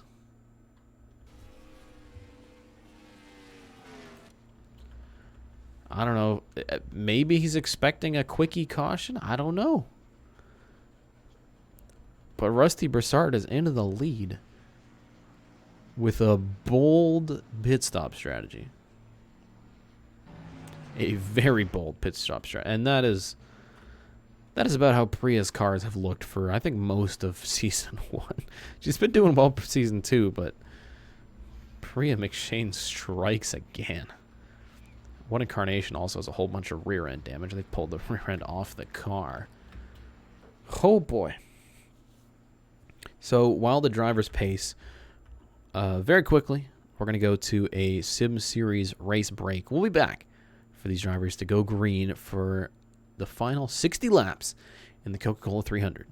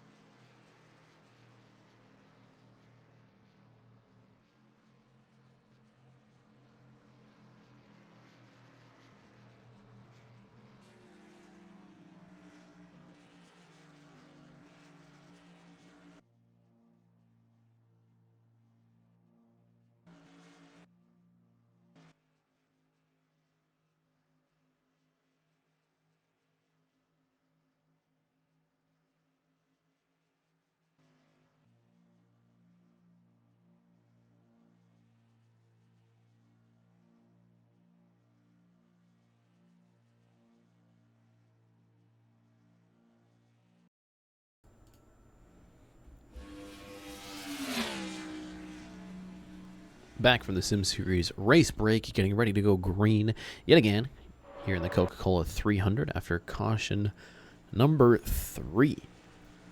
Rusty Broussard out front with no fresh tires ahead of Pure and the entire rest of the field with 4 fresh tires, and we've got lap cars on the bottom.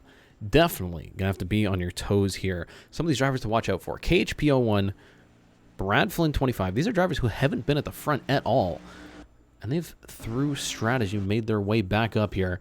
Be interesting to see if we can stay green, first of all. But the last 60 laps of the Coca-Cola 300 are green, green, green. Rusty does a good job of getting off the line, doesn't spin the tires, clears Mech into turn 1. He's able to drop down the track and start to build a buffer that he's going to need. This 55 did not take tires. And from second place, definitely a bold strategy for sure. Pure on the outside in the 61. He's in second place. Most of the other drivers up here are a lap down. In fact, Mech in the 97 is going to be looking at the inside of the 55. Rusty doesn't have tires. He doesn't have tires. Here comes the inside. Boy, they're getting squeezy deep in the pack. This is where it gets dangerous. He's got no tires. Rusty Broussard is just holding up this line of cars. Out of turn 4, looks like things... Turn 2, things are staying okay. Here comes McSpookboy for first place. McSpookboy into the lead. Rusty is just holding up the pack. They're going 3 wide behind him. Spookboy goes way out front. I think Brad Flynn's going to be looking at second place in a second here. And look at this pack of cars through turns 1 and 2. Rusty finally moves up the track out of Pure's way. And after helping his teammate so far up the road, he's just hurt the 61 and so many of these cars deep in this pack. So McSpookboy leads. Brad Flynn's in second. Then it's Pure. And then it's hard to keep track of. And boys, please keep it clean. That 55 is just so much off the pace.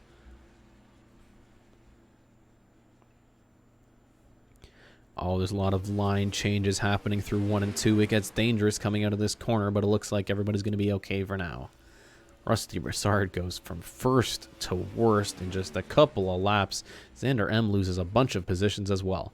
We got some lap cars in the way, but it's McSpookboy in the lead. Brad Flynn a little ways back in second. Then it's CodyHGaming, and Nick Sant is in fourth. So Nick Sant cutting his way through the field pretty well. Let's see if these adjustments have worked on his car. He's in fourth. CodyHGaming is up into fifth. So as this field starts to spread out after the chaotic restart, seeing Rusty Bastard go from the front to the back, he's still holding up the 0-1 and the 2, and Michael Deitch in the 57. Michael Deitch is in 25th place now.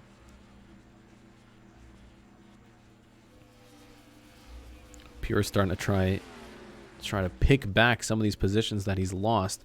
As CodyHGaming goes to the bottom to get around some of this lap traffic. It's the 0-8 of Emmett Lashbrook. And hello, I absolutely agree with you on that one. Oh boy. So the 34 and the 3 are laps down. McSpookboy's going to try and keep them a lap down as he goes to the bottom. Second place is a little ways back. It's the 16 and the 15. Brad Flynn, CodyHGaming. Then it's Nick Sant right behind them. Then Cody, KHB, Pure. 3 very quick cars, and I think they're going to make their way to the front pretty quickly. Crispy Fried Razor having a good run. He's up in 8th place. Jake 24 behind him. Then Mark Silas a few cars back.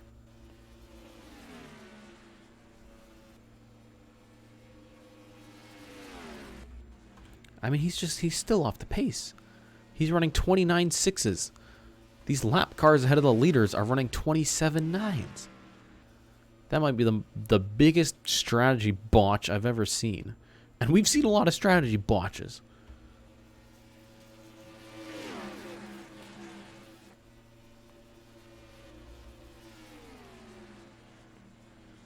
Flynn, DS, Nick Sant getting past this lap traffic of David Alvarez and Mechanized Chaos. Trying to work their way up to the leaders. But CodyHGaming going to look to the inside of Flynn and let him go. Good on him. They're going to stay together, try to catch up to these guys at the front. So McSpookboy in the lead all alone, but he's got some lap traffic to help him. I think he's perfectly fine just pushing DualShock around here for now. But the 16, the 15, and the 24, they're all pretty quick. See if they'll be able to reel in the leader. As Pure is going 3 wide, putting the lap number 97 way up the track. So we're going to cross the line here with 50 laps to go. And finally, McSpookboy's looking to take care of DualShock and get that 6 out front, where it's been for most of the laps here so far today. Spookboy has led 57 laps. Pure has led 56. So those extra 5 bonus points for leading the most laps, pretty close right now. The 16, the 15, and the 24 looking to grab a little bit of this action. They're going to have to deal with these lap cars, and it's going to be a little bit difficult here. Because they're running too wide, they're going to have to sit behind John Jones and NASCAR Lover, try to get past DualShock, and then make their way up the field.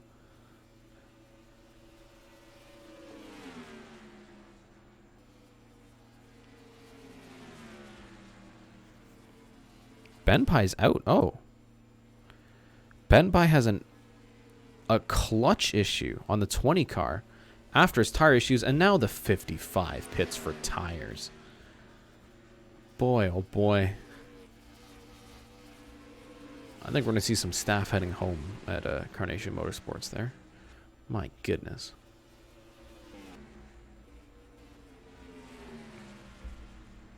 So Benpai's out. In the previous wreck, Hoodlum, Rollo, and Savage, they all retired. But here we go. Flynn, DS, and Sant. They're staying on the bottom. They're lined up. They're getting past these lap cars. They're going to be able to catch up to McSpookboy in the lead and bring this fight. Maybe a 4-car battle at the front. Hey, it's been a while since we've had one of those. But it could be more. The 28, the 61, and the 8, they're all lined up together on a decent charge here. But CodyHGaming wants that second place. DS to the inside of Flynn. Sant's going to follow him. Through 1 and 2, the 15 wants to be the one to bring the fight to McSpookboy. So Nick Sant's going to get up in line behind Flynn, and the lapped NASCAR lover getting a little bit in the way. But it shouldn't be too bad. I mean, he's still got a decently quick car.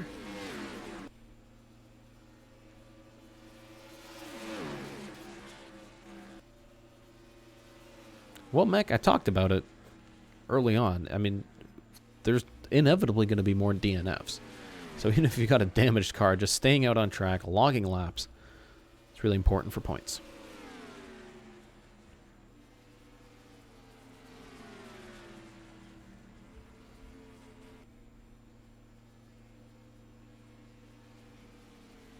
Couple of car lengths now separating McSpookboy and DSGaming. With Nick Sant close behind in the lapped number 3. McSpookboy has had such an on and off season. He won a race, and yet he's sitting 26th in points. Nick Sant, meanwhile, goes to the inside of DSGaming. Spookboy trying to pick up his 2nd win on the season and his 4th career win. He's been pretty much dominant today. Pure's had a section of laps out front. So has Hello I'm You. But really, McSpookboy, he's never been out of the picture. Nick Sant up in a 2nd. NASCAR lover still a little bit in the way. But then it's the 15, the 16. CodyHGaming up into 5th. Looking to be a part of this battle as well.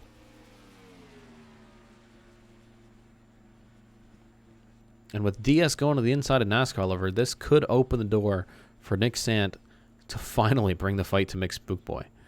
If they're going side by side behind him, the pressure is off, and he can focus on getting up to the rear bumper of that number 6.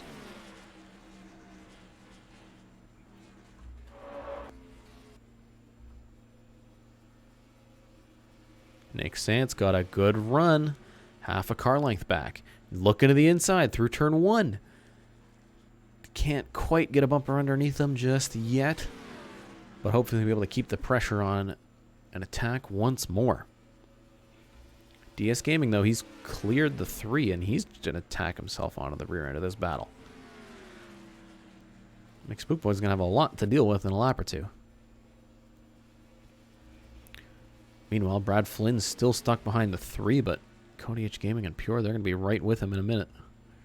In fact, Pure's going to put Cody and the 34 of DualShock 3 wide. Cody's stuck in the middle. He's going backwards. Not where you want to be. DSGaming, he wants to be in 2nd again. And if they're going to battle for 2nd, that's exactly what McSpookboy wants to see.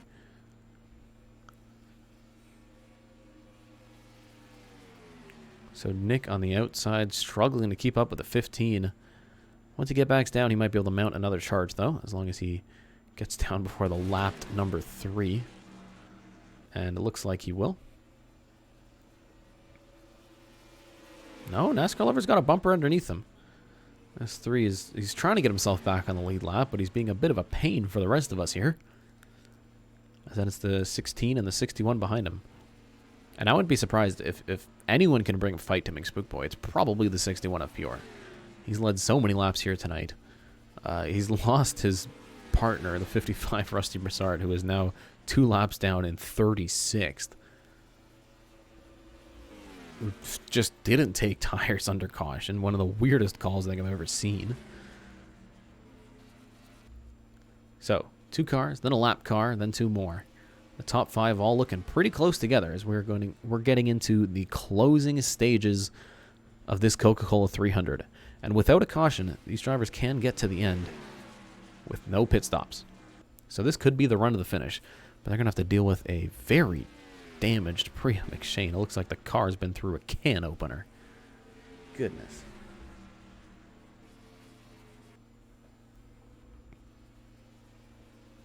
DSGaming, though, he's got a bit of a run on McSpookboy. If he can take advantage of Priya, maybe gets at the bottom. Priya stays nice and out of the way. Maybe she's learned from the past.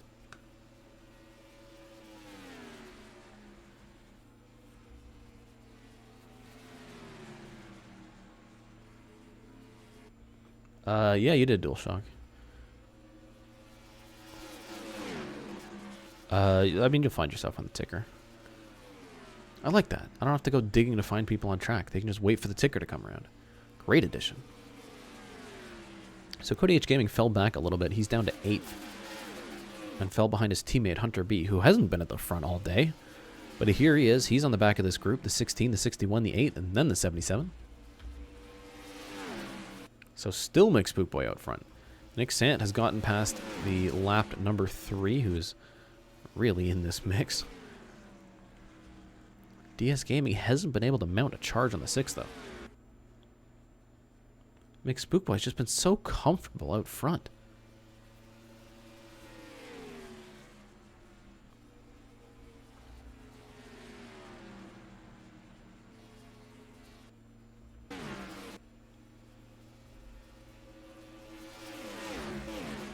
Pure looking to the inside of Brad Flynn for 4th place. Hunter's going to help him. And KHP is going to follow suit as well. So down 3 spots for Brad Flynn. He's going to 7th.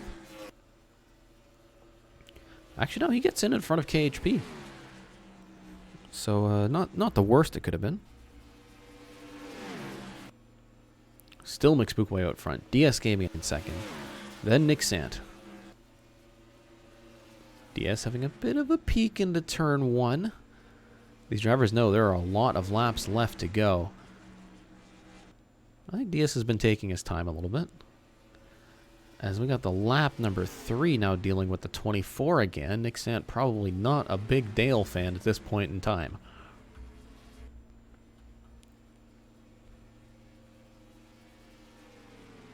That's going to allow DSGaming the time and the space he needs to have a go at the lead. Peek into the inside. No move yet.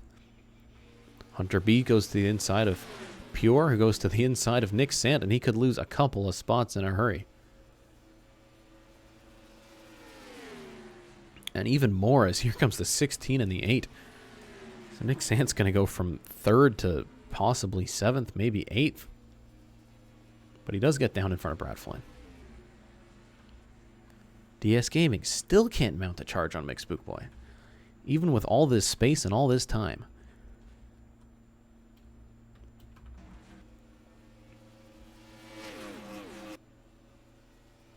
Oh, we got cars down on the apron.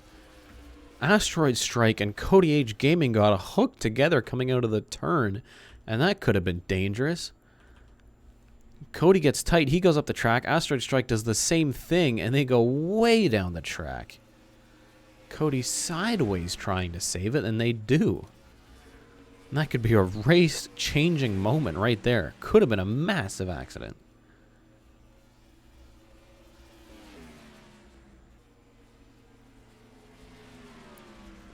And hey, it's the Sim Series. You never know when chaos is going to strike. We still have a ways to go in this race.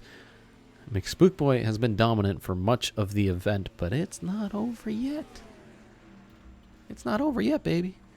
This is an absolute marathon, the Coca-Cola 300. We're going to have to deal with some lap traffic in a second here. Jan's in the 47. He's been involved in 2 different wrecks. Slowing off the pace. DSGaming having a peek again for the lead. But McSpookboy has covered him off yet again. Here comes DS to the inside through turn 1. This time he's got a bumper there. He's got a good run on the 6. And the 15 trying to hold the bottom through turns 1 and 2. See if McSpookboy can hold the momentum on the outside. Down the back straightaway they go. DSGaming almost clearing the number 6. And for the first time today, the number 15 of DSGaming to lead the race for lap number 173. Hunter B and Pure, they each got a huge run from these leaders going side by side. They're going to go to the bottom as well. And McSpookboy's not going to lose just 1 spot. This could be 3, maybe more, as we can see Nick Sant, KHP, they're catching up to this group as well. So Hunter B is timing his moves very well. Oh, we got a wreck. We got a wreck. I hear a car in the wall. It's the 34 of DualShock. No caution. But he's going to come down in front of David Alvarez. Jesus, be careful. Big damage to the right side of the 34. Managed to keep it going in at least the right direction. But it looks like The 2 of Luke Rainey on the inside of him. Contact in the corner, and he gets put up there. So a lap down DualShock. He's in 26th. Luke Rainey is even further down in 35th. And they just get hooked together in the turn. Luke gets really tight. Ends up putting the 34 in the wall, but no caution, and we stay green. Meanwhile, at the front, here comes Hunter B to the lead. He's already won at a 1.5 mile track this season, albeit in a bit of a chaotic way down in Atlanta. A breakout season for the 77 team. After just a mediocre rookie season last year in the 78, Hunter B has come out swinging. He's in the top 5 in points. Now he's in the top position in this race. And CodyHGaming gets put way up top 3 wide as the 92 comes out of the pits. This could get dangerous, boys. Be careful. He's going to hold up McSpookboy just a little bit. Hunter to the lead. Pure to second. Then the 92 of Ryan Johnston, one of the first drivers to take these new tires. And we're on lap 178 of 200, which means we're going to see pit stops here very, very, very soon. And I wouldn't be surprised if we see drivers coming in this time for some fresh tires. Because look at the 92. He's got fresh rubber, and he's trying to make his way past the leaders. But Pure is right on the bumper of Hunter. Into turn 4, do we have any takers on pit road? Nothing yet. Nothing. No, they should be able to make it to the end. Why did the 92 pit? Hold on. They don't have to pit. Because we had that caution. I'm confused. Either way, Ryan Johnson's going to try and make his way past the leaders and back onto the lead lap, or back to 1 lap down. Either way, they don't have to pit. We're good. It's okay. Hunter B leads. Pure's got a good run out of turn 4. Not close enough to make a move, though. Hunter's leading his first laps on the day. Pure has already led 56. Then it's the 15 of CodyHGaming. That is Ryan Johnston, who just recently pit and is 3 laps down. But definitely one of the fastest cars on track because of those fresh tires. Then it's McSpookboy and Anderson. Anderson Reed is in 5th place. I feel like we haven't talked about the 12 at any point so far today. But Anderson Reed is moving up into 4th through 1 and 2, making the move on McSpookboy.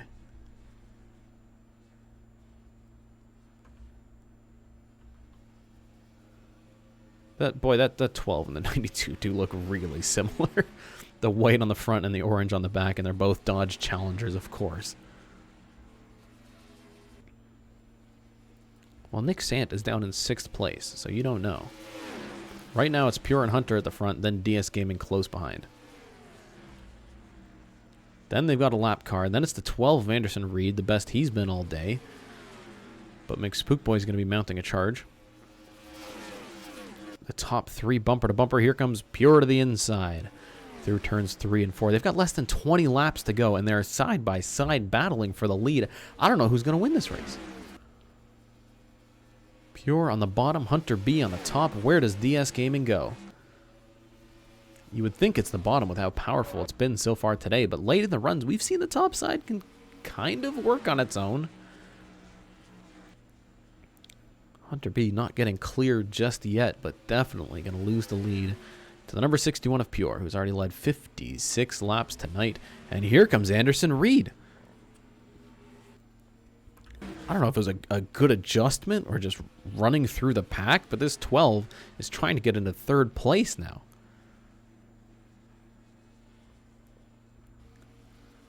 The top 4 all one behind another. Now the top 5 if McSpookboy can clear the 92. Hunter B looking to the inside of CodyHGaming for 2nd place. And that's exactly what Pure wants to see. These guys fighting over 2nd.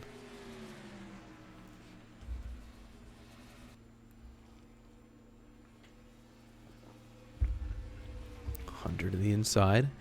Anderson stays behind him. I can't believe how clutch this run has been for Anderson Reed. He has been nowhere near the front of the pack.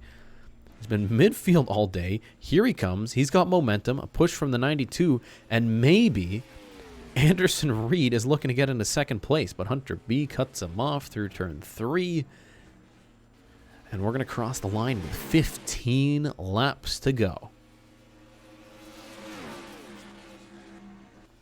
15 to go. Pure out front by 1/3 of a second. Hunter B close behind. Then it's Anderson Reed.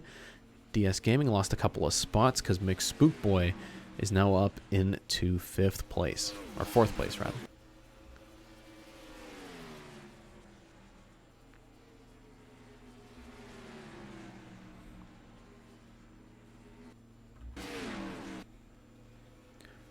I wonder if this 92 of Ryan Johnston is going to put himself in the mix. He's been staying sort of out of the way so far, but he's given Anderson Reed quite a bit of help in his journey up to 3rd place and maybe beyond.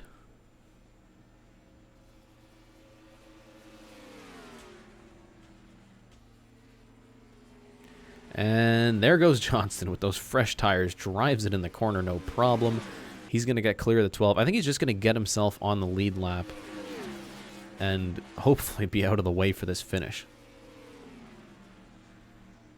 But for now, Anderson Reed not very thankful with the way the 92's been driving.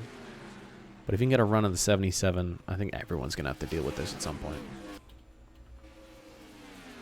No, Anderson's going to take it back. He's going to try to. But without fresh tires, I don't think it's a winning fight. Johnston wants to get back 2 laps down here. 11 laps left. It's Pure. It's Hunter.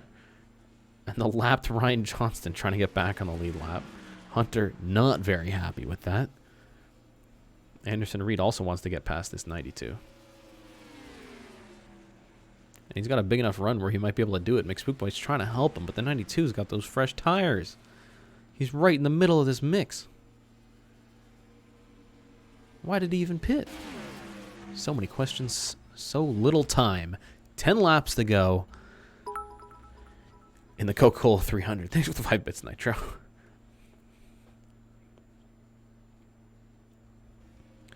Down the back straightaway, Hunter B's got a bit of a run on Pure. Still half a car length back. He's got 10 laps to close in and take the win, if possible.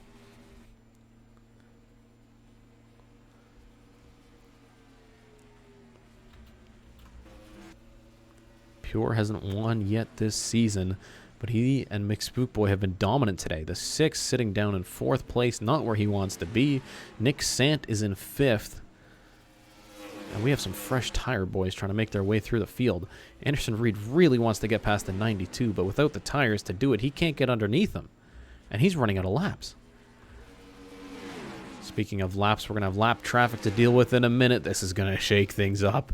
Oh, boy. Midlife in the 83. The absolutely destroyed 83, I might add. Going to be in the way pretty soon. And here comes the 92 of Johnston trying to get past the 77. He can't do it.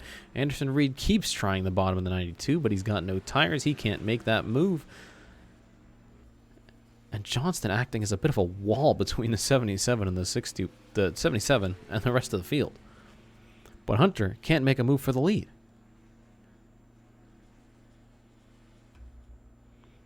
But we're going to have lap traffic in a minute, so I don't think it'll matter at all. The 83 and the 42 are both slow and off pace. Anderson still trying to get under the 92. Still can't do it. Out of turn 4 they come. 6 laps to go. Luke Rainey, also a lap car. So is the 55. They're looking to be a little bit part of this mix. It looks like the 24 and the 15 have pretty much secured themselves in 5th and 6th. But all to play for still at the front. Pure's looking to get underneath the number 83 of Midlife. That damaged car. Looks like he'll get through there okay. But then it's the 42 of Julio Caesar looking in the way. And it looks like finally the 92 is going to be out of the way of Anderson Reed because he's stuck behind the 83. But it's Luke Rainey who's a lap down. He's looking at the inside of the 12. I'm starting to lose my voice. All the Savage Racing cars are 37th or worse. Oh my god, Nitro. There's a stat and a half. So, battle at the front with 4 laps to go. Pure, Hunter, then it's Anderson Reed. Then we've got 3 lap cars between themselves and the number 6 of Mick Spookboy. But the lap cars are trying to fight him. Here comes Luke Rainey. He's going to go to the inside of Anderson Reed, who's had this run absolutely destroyed by these slow cars. The 2 and the 92 have fresh tires. They're on the move. They're going to try and get past Pure and I think stay out of the way for this finish. But we're coming to 3 to go. We don't have time. Lap cars with fresh tires. Leaders with old tires. Pure's got a big advantage. 2 laps to go in the Coca-Cola 300. Mech, I absolutely agree with you.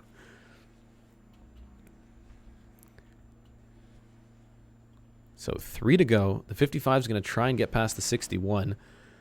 Rusty Broussard, who worked so well to help Pure in the early stages of this race, now with the fresh tires is looking to get past him.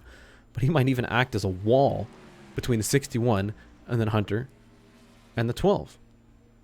2 to go. Can Pure hold off the lap traffic and stay out front?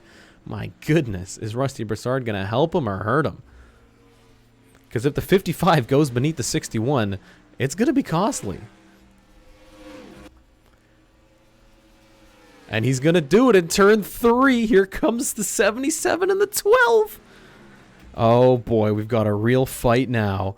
White flag in the air. 1 lap to go. Pure's got a bit of a draft help from the 55, but Hunter B and Anderson Reed are both on the move. The 12 is hungry. He wants some more spots. He's going to the inside of the 77. That's going to be it. If they're going to battle for second, Pure's going to take the win for sure. White flag in the air. Anderson Reed really wants the second spot. Hunter B almost clears him through turns 2. It's going to be Pure leading 74 of 200 laps, but the battle for second is tight coming off the corner. Anderson Reed trying to take it from Hunter. Can't do it. And Pure will finally get his first win of Season 2 here in the Drive-Thru Sim Series, leading 74 of 200 laps, but he doesn't get the lap-led bonus point because Mick Spookboy led 80 of them. Boy, what a race. And Nick Sant, in his first ever Sim Series start, not only did he pre-qualify in, he gets a top 5 in what is historically one of the worst cars in this series. It's the Carnation Motorsports number 24. And Nick Sant could be the savior that team was looking for. What a fantastic performance from him. Powersport Racing gets 6th and 7th with DS Gaming and Asteroid Strike 9. KHP is going to finish off in 8th place ahead of Xander M and Brad Flynn. Hello, I'm you. After leading a lot of laps in the early stages, really struggled late on. He finishes 11th ahead of AFK Master and CodyHGaming. Michael Deitch is 14th, and Trace Ryder with a very quiet and surprising 15th place finish. In the end, only 21 cars on the lead lap. Fantastic action start to finish. Finally, some good long green flag runs. Great battles. Here's your standings. We're going to do a quick export before I forget. Thank you so much, Spitfire, for the 10 bits. Why did the 92 pit? God, I can't tell you. Nobody else pitted 5 times, I'll tell you that much. You're the only one who pitted 5 times.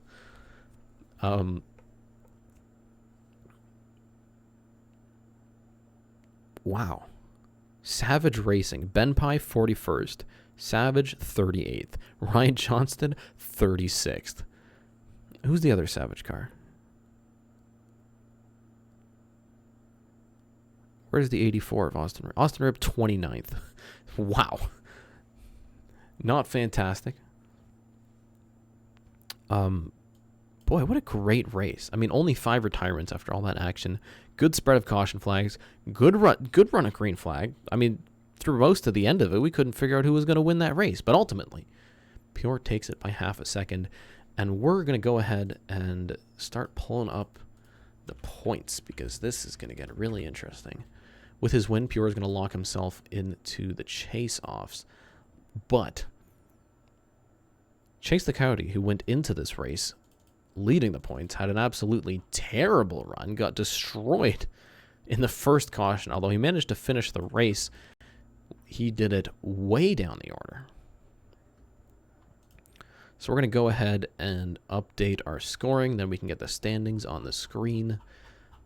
Takes just a minute because I'm doing it all myself.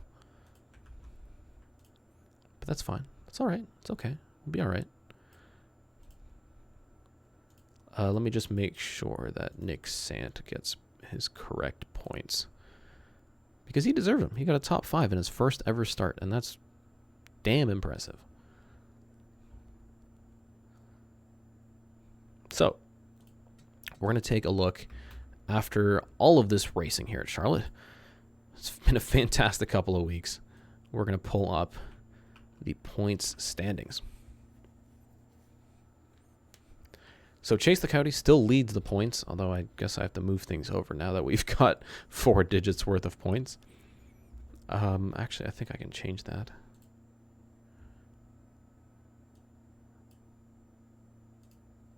There we go. So Chase the Coyote leads. Then it's Brad Flynn in second. Wow, that's a pretty good run for the 16, hey? Hunter B moves up into 3rd place. So the top 4 drivers split between Drive Thru Racing Ventures and McShane Motorsports. Then it's DS Gaming, who's had a breakout year in that number 15 car for Power Sport. Xander M, KHP Pure, Ben Pye, who's fallen all the way down to 9th. Then Richard Herman. J24, DNP10, Hello IMU in 13th. Rusty Broussard down to 14th. Savage Toy Show, One Incarnation, last season's champion, sitting 16th in points with 0 wins, ahead of a tied Midlife and Mark Silas. Then it's Mick Spook Boy and Fireball.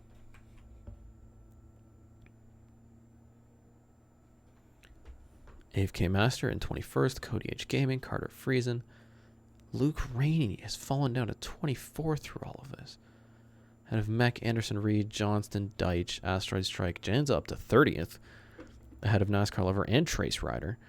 In the battle of the two full-time drivers with the worst luck. The worst full-time drivers right now are tied. Rollo and Julio both at 778 points. That's going to be an interesting battle to the end of the season.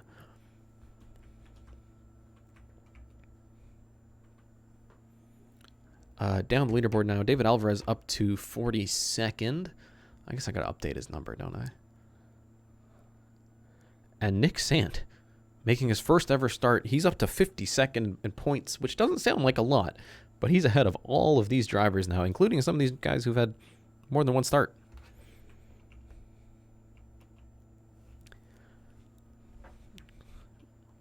But a fantastic event, a really long one. My God. I'm definitely going to have to get a break after this one. Gonna need some water, gonna need some rest. Thank you so much, everyone who tuned in throughout the entire stream.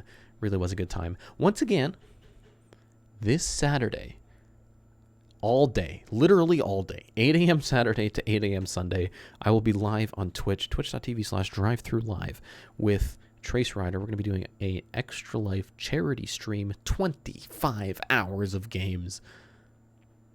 And you're going to see a lot of me. You're going to hear a lot of him. It'll be a good time. We're going to be playing all sorts of games, raising funds for local children's hospitals. Definitely pop in. Check it out. It's a good time. Thank you so much for watching yet again. I love the Sim series. I really do. Keep an eye on the Discord for all the points and post-race action. All sorts of fun stuff. Thank you once again just for being here. Just for allowing me to make this series. And I will see you all. What the heck is my schedule? I should probably know my own schedule. This week is a little bit weird, right? I'm going to see you all on Thursday at 5 p.m. on Twitch for the final episode of Need for Speed Carbon. Good night, friends.